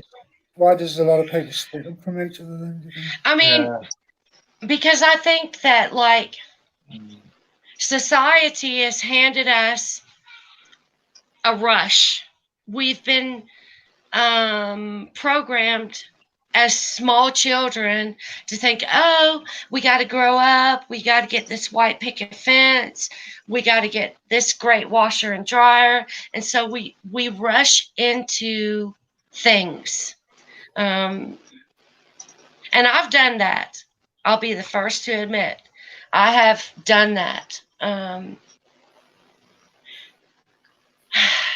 So was your role constructed for you, or was it just something that evolved naturally? Do you know what I mean? All these families, is it like a construct that we all strive towards? Is it just being you? Like, Oh you know, shit! it's Happy still the Easter. same- you know what I mean? Still VB the mentioned same- Jesus. Yeah, Oh shit! No, it's past Easter. Oh, I mean- I thought I was in agony. Yeah, I was going to say the next break we are going to have to stop soon, or you guys can carry on, and I'm going to have to drop out because I'm about to drop. But, So, yeah, I mean, you can always just lie in your bed, turn your camera off, and talk if you want. well, yeah, no, that's what I mean. I can leave the conversation going, and I can, if needed, jump up and do bits. But yeah, I'll turn my camera off now, and I might just go and lay out for a bit. But, No, that's yeah, fine by me. cool. Yeah. I mean, it's Have interesting no work in because the morning. Mick has been so quiet the entire time. Now he's like asking stuff, and I mean, I think people make mistakes, and in making your mistakes, you find yourself closer to something good. However, I say embrace the mistakes.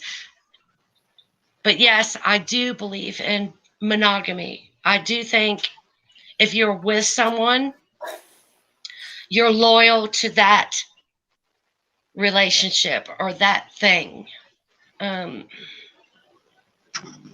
Yeah, I'm all for monogamy. So is Dan your only bloke then? The only bloke I have right now, yes. Like, I've No, been with I mean, other blokes before. No, that's yeah, different. so what happened to them? No, I'm talking about monogamy as in if you are with somebody, you are only with them.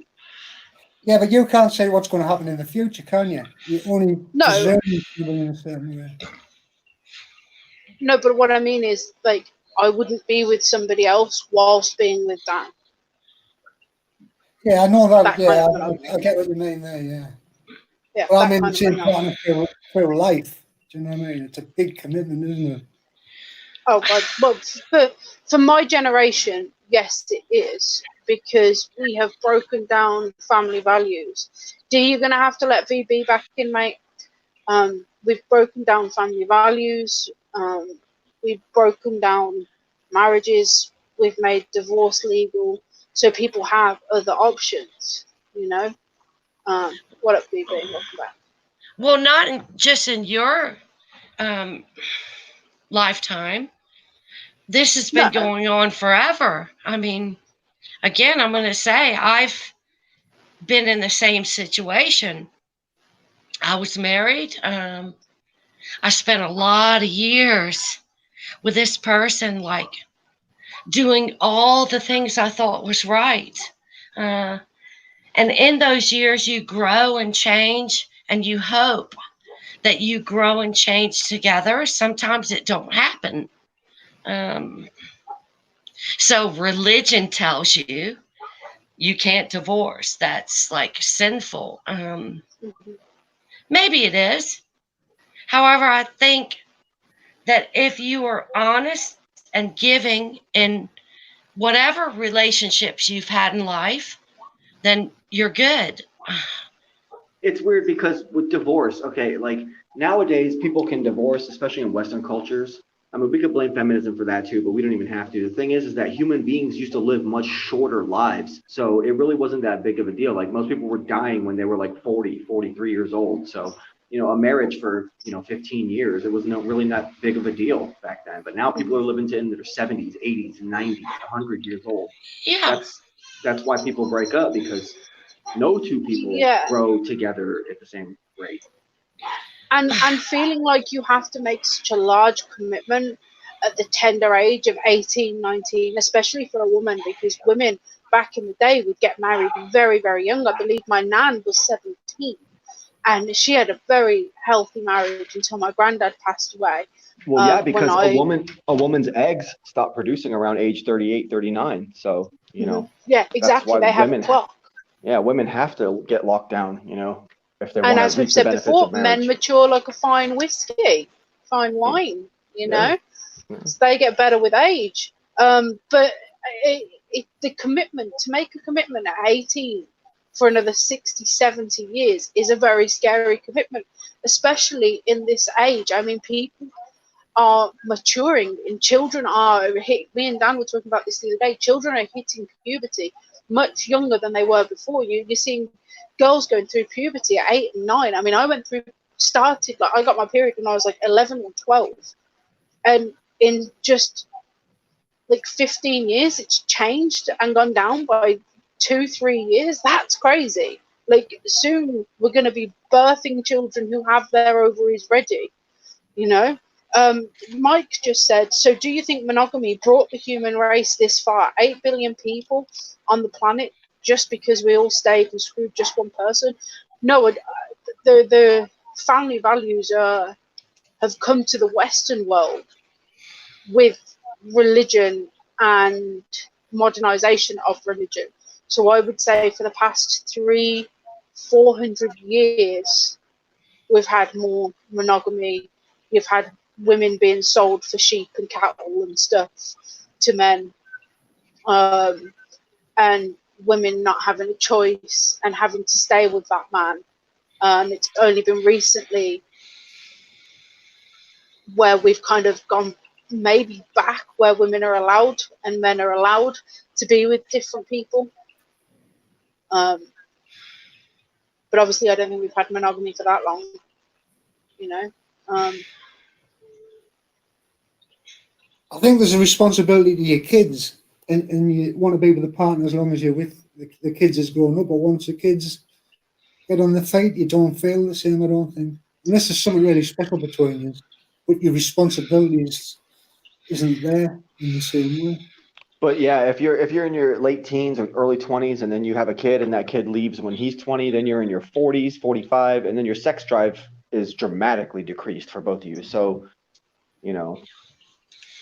I mean, I get what Mick's saying. I do. I'll share a small personal experience.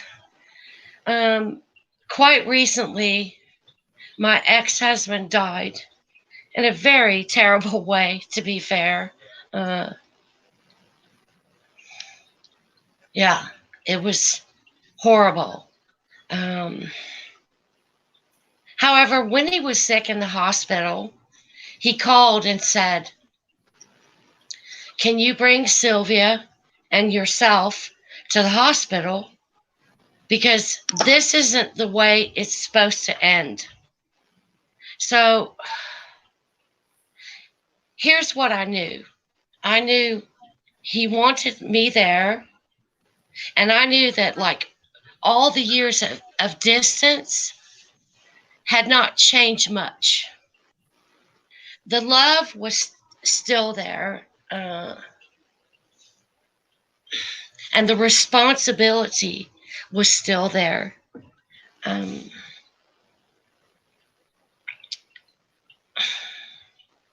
I don't know. I think people have lost sight of the word love. Sometimes love means get the fuck away from me.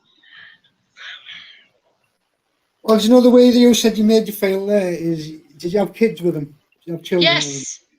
So Yes. you feel that connection's through like an obligation to your children more than the person, because say an ex that you might have went out with at high school that you loved was on the deathbed, you probably wouldn't turn up, would you? Actually, no, that's not true. Here's what I'm going to tell you.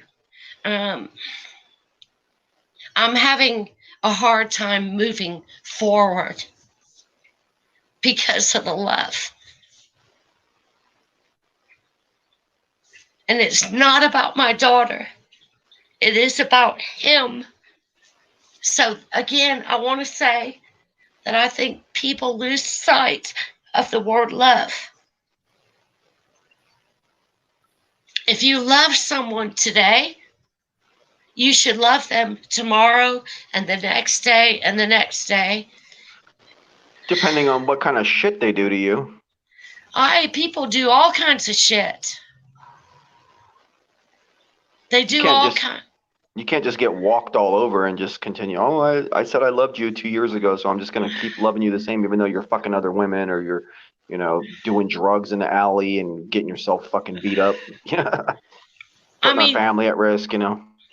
We can, we can like grow into dramatics and say, I'm just saying, like, I'm trying to answer Mick and saying, love is not just the responsibility of a child. And yes, I would have shown up. Yeah. However, I'm retarded that way, so. Well, here's the thing. My ex, right? She's treated me like shit in the past, like proper like shit. But there was a time, there's good times that I could remember and just dwell on. But you've got to put them all together, haven't you? And at the end of the day, I'm not with her because she's not a nice person, really. Do you know what I mean? She has a nice point from time to time. So I'm not going to feel guilty of anything. I haven't done anything to her. Do you know what I mean? So I wouldn't feel upset. Death's just part of life. Well, I feel you there. However, even though I've like been through divorce, I didn't enter any relationship with like carelessness. So I departed with love. But like I said, I'm retarded, so. You sound normal. You know, you don't think, I don't think you did anything out of the norm. I think if God forbid, if my dad died, I think my mum would be upset. My parents are separated and they have been since '99. But my dad and my mum obviously had a connection and they obviously loved each other. It just did not work. I think you can love somebody, and I mean, somebody in the comments, who was it? Dagan says people can fall out of love. I don't know if that's true, because there's always that thing of, was you ever really in love with the person then, you know? But as for my parents, they definitely loved each other, and I don't think they necessarily fell out of love. I think it just stopped working, and they just weren't good as a couple anymore. So if my dad died, you know, my mum would be upset, and like my mum has always said, and my dad have always said they'll always like love each other in a sense, because without them, me and my brother wouldn't be here. So I think that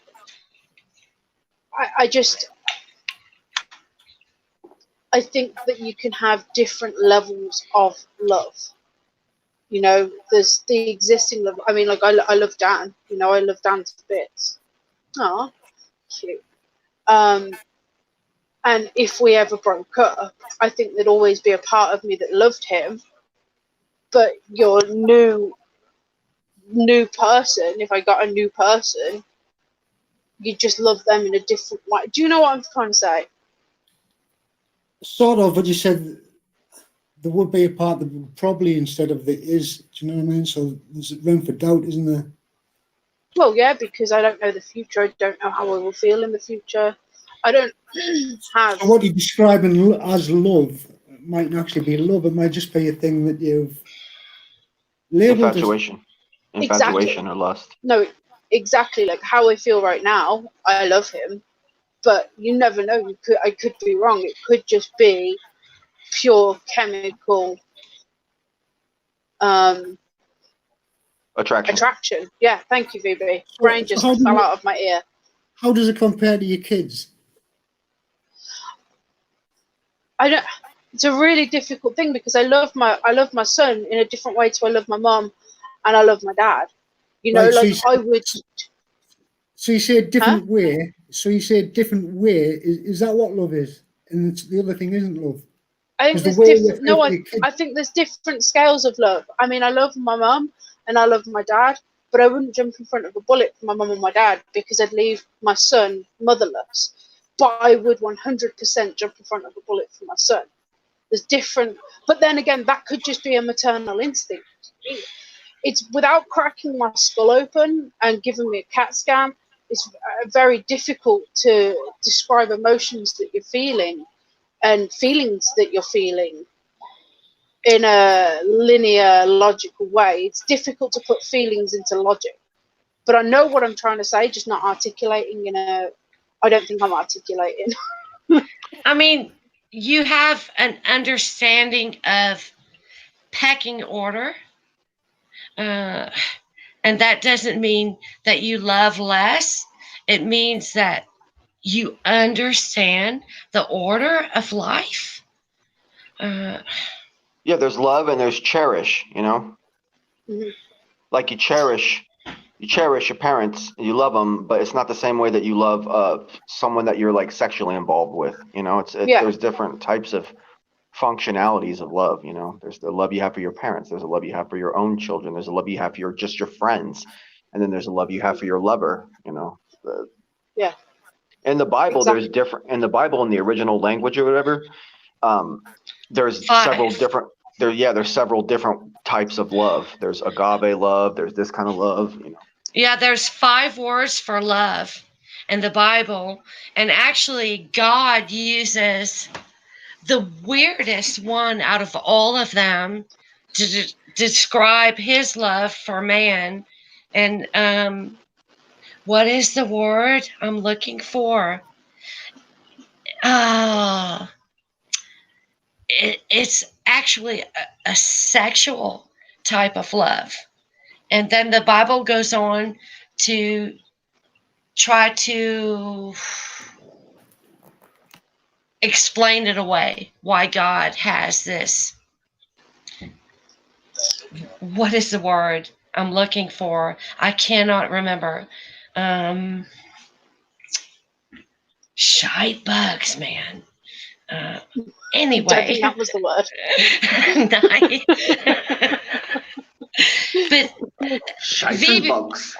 But Vivi said when there's agave. However, if you look in the Bible about when God is talking about loving mankind, He is using a Roman word that actually refers to a sexual type of love between a man and a woman. Yeah, I'm not sure. What I'm sure of is Mick has a point in saying. Yeah, what am I hearing? It sounds like, right, call me crazy. Creepy. It sounds like a reptilian is speaking and then translating it into English. Barbie, are you secretly a reptilian? Are you related to the Queen? I said it. What it sounds like. I was thinking it sounded like someone playing the rubber band. It was your words, but in like a reptile voice. Fuck, man. Yeah, I was hearing a baby pig eating and how it snorts when it eats. That's all I was hearing. Who's the guy that Dee reads the book on about the reptilians? Who's the guy? Come on, David you Icke. guys know him. Yeah, David Icke is like masturbating hard right now. Well, the sound was coming from Mick, and it sounded like he was chugging water, and the microphone was right up next to his throat, and it was just chugging water. Is that what it was? I don't know. It sounded like Barbie's voice. Like I could hear the words that Barbie was saying, and then Barbie over the top of it. She was transitioning back and forth between her reptile state. Yes, I've been called a reptilian a few times. I didn't do it. I'm dying. Oh no. Thank you for watching, Mike. You have a great time, mate. Yeah, that was fun. I can't. Right. I think Mick is throwing me under the bus. He's revealing you for who you really are. Exposed. Related to the royal family. Oh yeah, someone said something earlier about I bet the Queen would hate to hear how women shouldn't be in politics. You know, I think that the Queen of England is the driving force behind modern feminism. I think that most of modern feminism comes from her actions specifically, like from her personal agendas that she started in the world. What do you say to that? Isn't she responsible? With the royal family. Yeah, isn't she responsible for a lot of that stuff? Isn't she like the first pioneer that decided, oh, women are going to do this, women are going to do that now? Oh. I honestly, Bibi, I could not tell you. I don't follow any of what the royal family. I can't. I hate the royal family so much, I hate the money that they take out of our culture. I mean, somebody last week said to me, no, it wasn't. It was in Dusty Blonde's chat, and somebody said to me, well, doesn't tourism cover the cost of what the Queen earns? And I was like, no, not at all. Not the Queen. It doesn't cover tourism. Doesn't cover the costs of all the Queen's security, all of her fucking gems, all of the nonsense that she has. It's ridiculous. No person should acquire that many things for not doing anything. You know? I'm not gonna wish death on anybody, but is that bitch ever going to fucking die ever? I mean, like, it's 2020. I mean, she should have died like 40 fucking years ago. She's in her 90s, I think. How old is the Queen? She's 92. Yeah, how do you know that? 92. How do I They know make a big that? deal about it here. Hey, Chris, you know like that the She's United States 93. sends, Is she the United States 93? sends billions of dollars to the Queen of England. She Which I never turns understood. 94 just in a week, 21st of April. Yeah, but everything is based on maritime law. So don't be shocked at your queen. Check out the Cesta KV Act. Get hip, get jiggy with it, or some shit like that. Because Cesta KV Law 1666. Those are the facts. That's when she was born, right? I don't know. She's an old bitch, though. Damn. It looks like she was born in 1666. 1926, according to Google. But no, she's. But seriously, do people understand that we live under maritime law or not? Yeah. Can Mexit even really be true? Is that even true? Can her and Harry, or whoever the fuck it is, or is it William, or I think it's Harry and Meghan? Harry, yeah. Can they even really secede themselves from the world? Are they even legally allowed to do that? They just say they're doing that. Mm. Apparently they have. I don't think there is any law that would dictate that they can't. I mean, people have always been allowed to abstain and denounce their title. Abdicate. But that didn't ever stop them from being royal.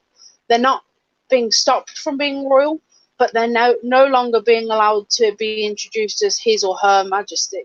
They're just His Royal Highness. He's now just Prince Harry. He'll always be Prince Harry, but they just can't introduce him as such. Your Royal Highness. His royal buttocks. Oh, okay. Oh, it was Mike that said that. Oh, okay, Mike. That's good to know. Yeah, come and chat to me about the royal family. We'll have a chat next Sunday, 9 o'clock our time, English time, and we'll have a chat about the royal family with you. It'd be great. It's been great being a guest on here. I'm gonna bounce out of here. I gotta eat and do all this other stuff. So it was great seeing all you guys. Much love, I'll Vlad. see you on Saturday, mate. Much love, Later, Bobby. Much BB. love, Vlad. Much love, D, Cakes, Mix. Good to see you. And especially most love to you, Validation Boy. Okay, thank you. All right. Yeah, VB. You have a good time. Enjoy your food. All right, bye. Thanks for coming on. Thank you. Cheers, Later, VB. D. Oh, damn, I didn't put my hat on. Cheers, Oh, VB. shit. Exposed. Exposed. There we go. Later, guys. Brothers. See you later, VB. Thanks for coming on. At least you got your I've clothes been on. laying down there laughing my asses off at you guys. It's actually enjoyed interesting yourself. just to lay back and listen to a podcast that I'm supposed to be a part of. It was really good. But yeah. Isn't that what happens every Saturday on Jed's? Kind of. But,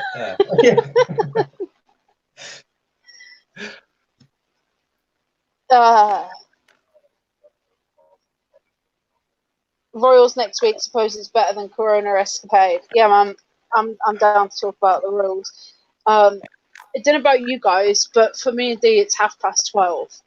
I am desperate for a Wizard Woo. and I know Dee's a bit of a cripple. Yeah. So I don't know if exhausted. the panel's happy to wrap it up here. Yeah, I'm good. I just got done grilling some meat on the grill outside. So I was busy.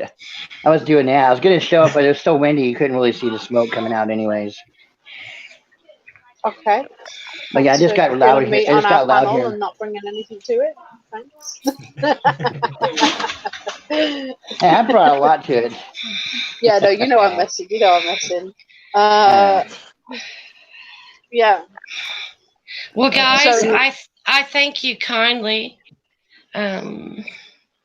Kate, you are a sweet human being. No. I feel that in my soul. And Dee, go get some sleep, my friend. Yeah, no, as Well, always, you're Bob, always it's a pleasure to have you on. Yeah. What Dee's just said. You're always more than welcome. We haven't seen you for a while on here. I know it's a bit early for you. When we usually go live, it's quite early for you and VB as well. It's nice to have VB on because it's quite early for you guys when we start. Obviously not now. VB is not as bad as people think. I mean, he's on the right track, I think, and like basic things. Maybe. Like I've told him a number of times, his information is right. It's his presentation he needs to work on because it comes off harsh. VB always. The thing is, VB always makes for an interesting conversation. And recently, especially when I think he's realised that he probably doesn't want to argue with me because neither of us will get anywhere. He's been much more respectful with me and he's actually wanted to have a conversation instead of talk at me. And VB's been great. Like, I really do appreciate VB as a guest and as a guest on other shows that we both go on, namely Jed's. But it is always great to have a conversation with him. Especially when he's not necessarily talking about feminism, because as I've said before, I know there's a lot more in there. There's a lot more VB can talk about, and it's great when he does talk about those other things because you can actually really get into it with him. And he seems to calm down a little bit in the sense of we get what he's trying to say. So he'll talk to us about other stuff, which I love. Absolutely love it. Yeah. I think people think he's coming from a disrespectful place, so I hear the rubber band sound again. Is it me? It's not me. It's gotta be Nick. And I've always liked VB. I found him like some years back, and he was talking shit about like people on flat Earth, and I was like, yeah, rock on, dude. And he's grown since there, so I have a respect for him. He knows this.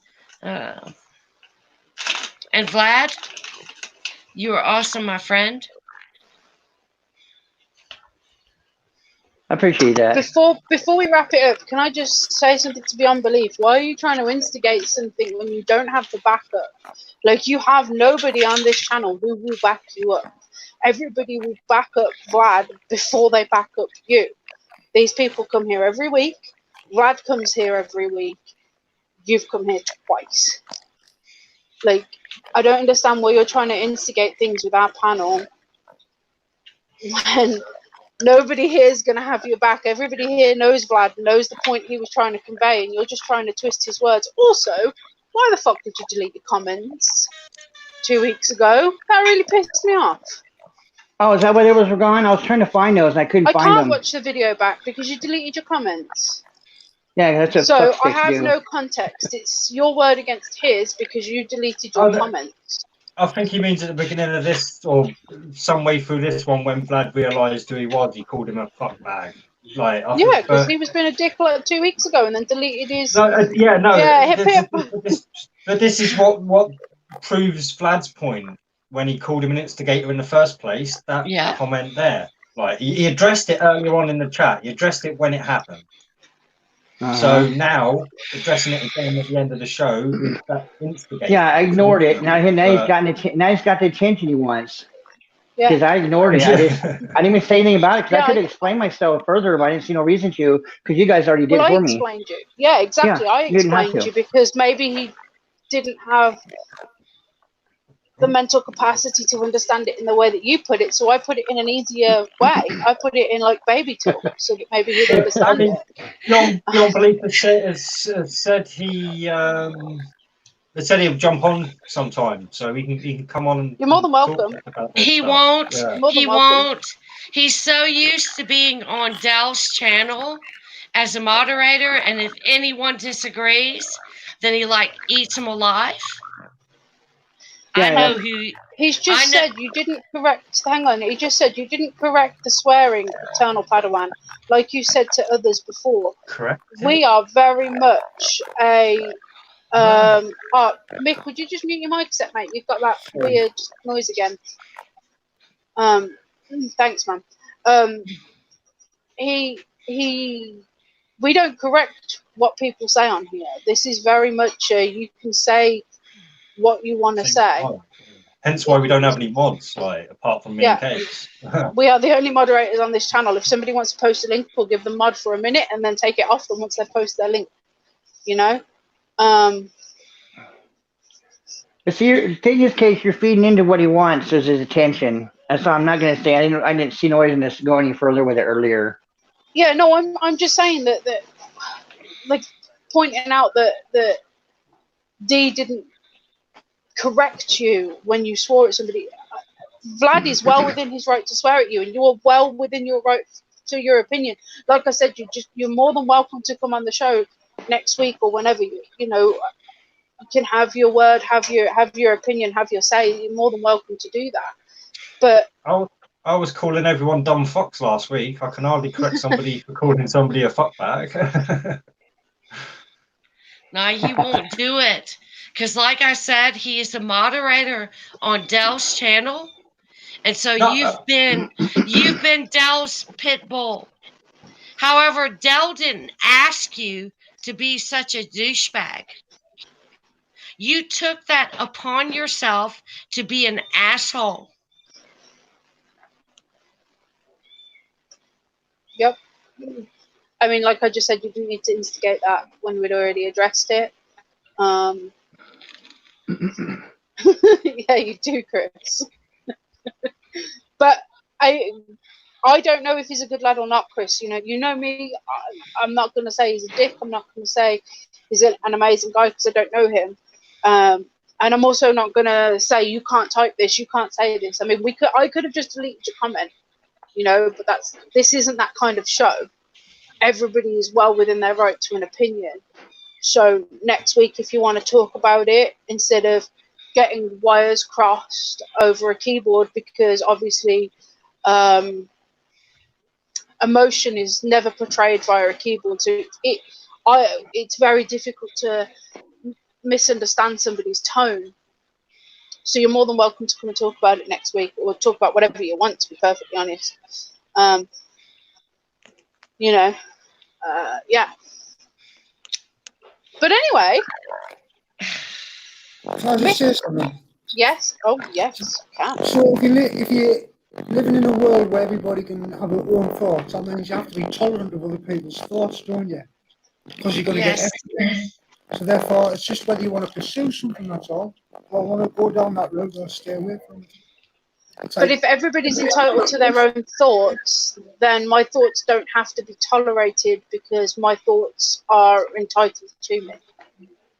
I don't have to be tolerant in my responses or reactions because I'm entitled to my opinion regardless.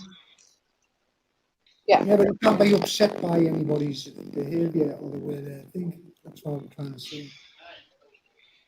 Because you have to tolerate that to have your own opinion. I didn't catch that. You might to tolerate other people's opinion, free opinion, whatever that may be, if you have your own opinion, whatever that may be, without any consensus. Because you're going to get people who disagree with you, is what I'm saying, no matter what. I'm so deaf. Yeah, I mean, Mick, it's like possibly we should be more tolerant. However, when someone comes on and they're nothing more than a hammer, it's difficult to accept. So what you're saying is maybe people are contradictory to what they're saying. All I gotta say is just beyond belief was instigating with what he was saying last week. So that's all I said. I dealt with fuck bags like him before. And then it started with the whole name call. I was like, yeah, you're gonna be instigating for no damn reason other than instigate to cause a problem, then fuck off, you fuck bag. That's all I It's said. all right. He's trying still now. We've just explained we don't censor, and he's still trying to say we're censoring him. I mean, The only this message is that what you get is with these people, unfortunately. the only message from Beyond Belief that's not there, it says message retracted. So that means that he deleted it himself. Yeah, of course. There's only 2 mods on this, and I don't delete anything, and I know D doesn't delete anything. So That's what instigators maybe you've not got do, your though. live chat on. Maybe make sure you've got your live chat on, and then you'd see your response. I don't know what to tell you, but we don't sponsor anything. I see Mick's point though. He's saying, like, if you want to say people have a right to, I see that, it's so pretty. Sorry. If people want to have a right to say, speak your mind, blah, blah, blah, then why do we criticize Beyond Belief? Because that's human nature. I was calling him out. I was proving to criticize. I was calling him out because that's what he was doing. And then he wanted to twist everything, and then that's what me and D just went on me and him both went on a rant back and forth. And then I think it was my girlfriend. She thought I was talking to D. It's like, are you talking to that guy? I'm like, no, not D. Me and D are talking about somebody in the chat. Because the way we were talking to D, it sounded like we were talking to each other. It was funny. Although I thought about it, I was like, oh shit. And so I had to tell my girlfriend. I was like, no, it's somebody in the chat. Me and both of him are going at him as a person in the chat. But that's what happened. So I know they got to rise that because that's all they want to do. They want to instigate and then get all this chaos going on, and then play the victim when they're the ones that started it. I mean, I'm not saying that particularly. What I'm saying is we are all human. We have responses. Beyond Belief has given me shite a few times. Yet, when I go on Dell's Hangouts and I type in, sometimes he's nice, sometimes he ain't. So it's not a point of not respecting or understanding that I think people should have a right and blah, blah, blah. Mick, if I'm making sense to you, my friend. Yeah. It's just sometimes we like to blabber on about how people are assholes more than others. And I've been accused of being an asshole myself. So, and then another week goes by and I go back on the place where I was called an asshole. And they're like, oh, well, you're not too much of an asshole like I thought. Goodness. Well, when I was talking about VB and people like that, like people who disagree with him, he's entitled to his views, isn't he? You can't hate anybody because of their views. I think Case and D want to close this down, aren't you? Yeah, a little bit, but quickly, you can hate somebody because of their views. I definitely hate people because of their views. I definitely. Some views change. So what do you fall out with? Are you falling out with the views or the person? Both. Because if a person has views that, for example, a paedophile, I'm going to hate them because of their views. The Whilst views of people are the acts that they do. Is that what you hear? Both. So how does somebody's view affect you? It's only a view on something. because I don't necessarily want to associate myself with people that have certain views. You know, this is talking real life speaking, not YouTube speaking. I mean, I draw a line at pedophiles, and that's about it. To be perfectly honest, you can have any other view you want at all, and I will still have the conversation. But you know, yeah. And the word HATE is so loaded, Mick. What does that word mean to you? The what? What word? HATE. Well, it's something that you feel, something the other person doesn't feel. That's built up inside of you. I don't feel it. I don't recognize the word. I think it's like a very loaded word. To say IHATE people? Come on, dude. Have you felt that before? Never. Never. I am not going to sell out to. Well, so how do you know what I'm talking about? How do you know what I'm describing? Yes, I know you're describing a dislike for people's opinions. I'm going to have to cut you guys really short because I can see the pain that Dee's in, and I'm going to quickly wrap it up. And I'm really sorry to interrupt you guys, but he needs to lie down. So, everybody on the channel, thank you so fucking much for being here. You've all been great. I really appreciate every single one of you. Everybody in the chat, you've been amazing. Thank you for keeping us going for almost 2 hours longer than we normally would. And I hope you all have an awesome week. I might do a video in the week depending on how I feel. I might not. Don't hate me if I don't. You'll probably catch both me, Dee, and probably Vlad, and maybe Barbie as well, and maybe Mick on Jed's toilet. He will be somewhere. You'll find him. Yeah. So have an awesome week, guys, and we will see you all soon. Dee, you may press your little button. Thank you, everyone. See you next time. Later. Bye. Thank you kindly.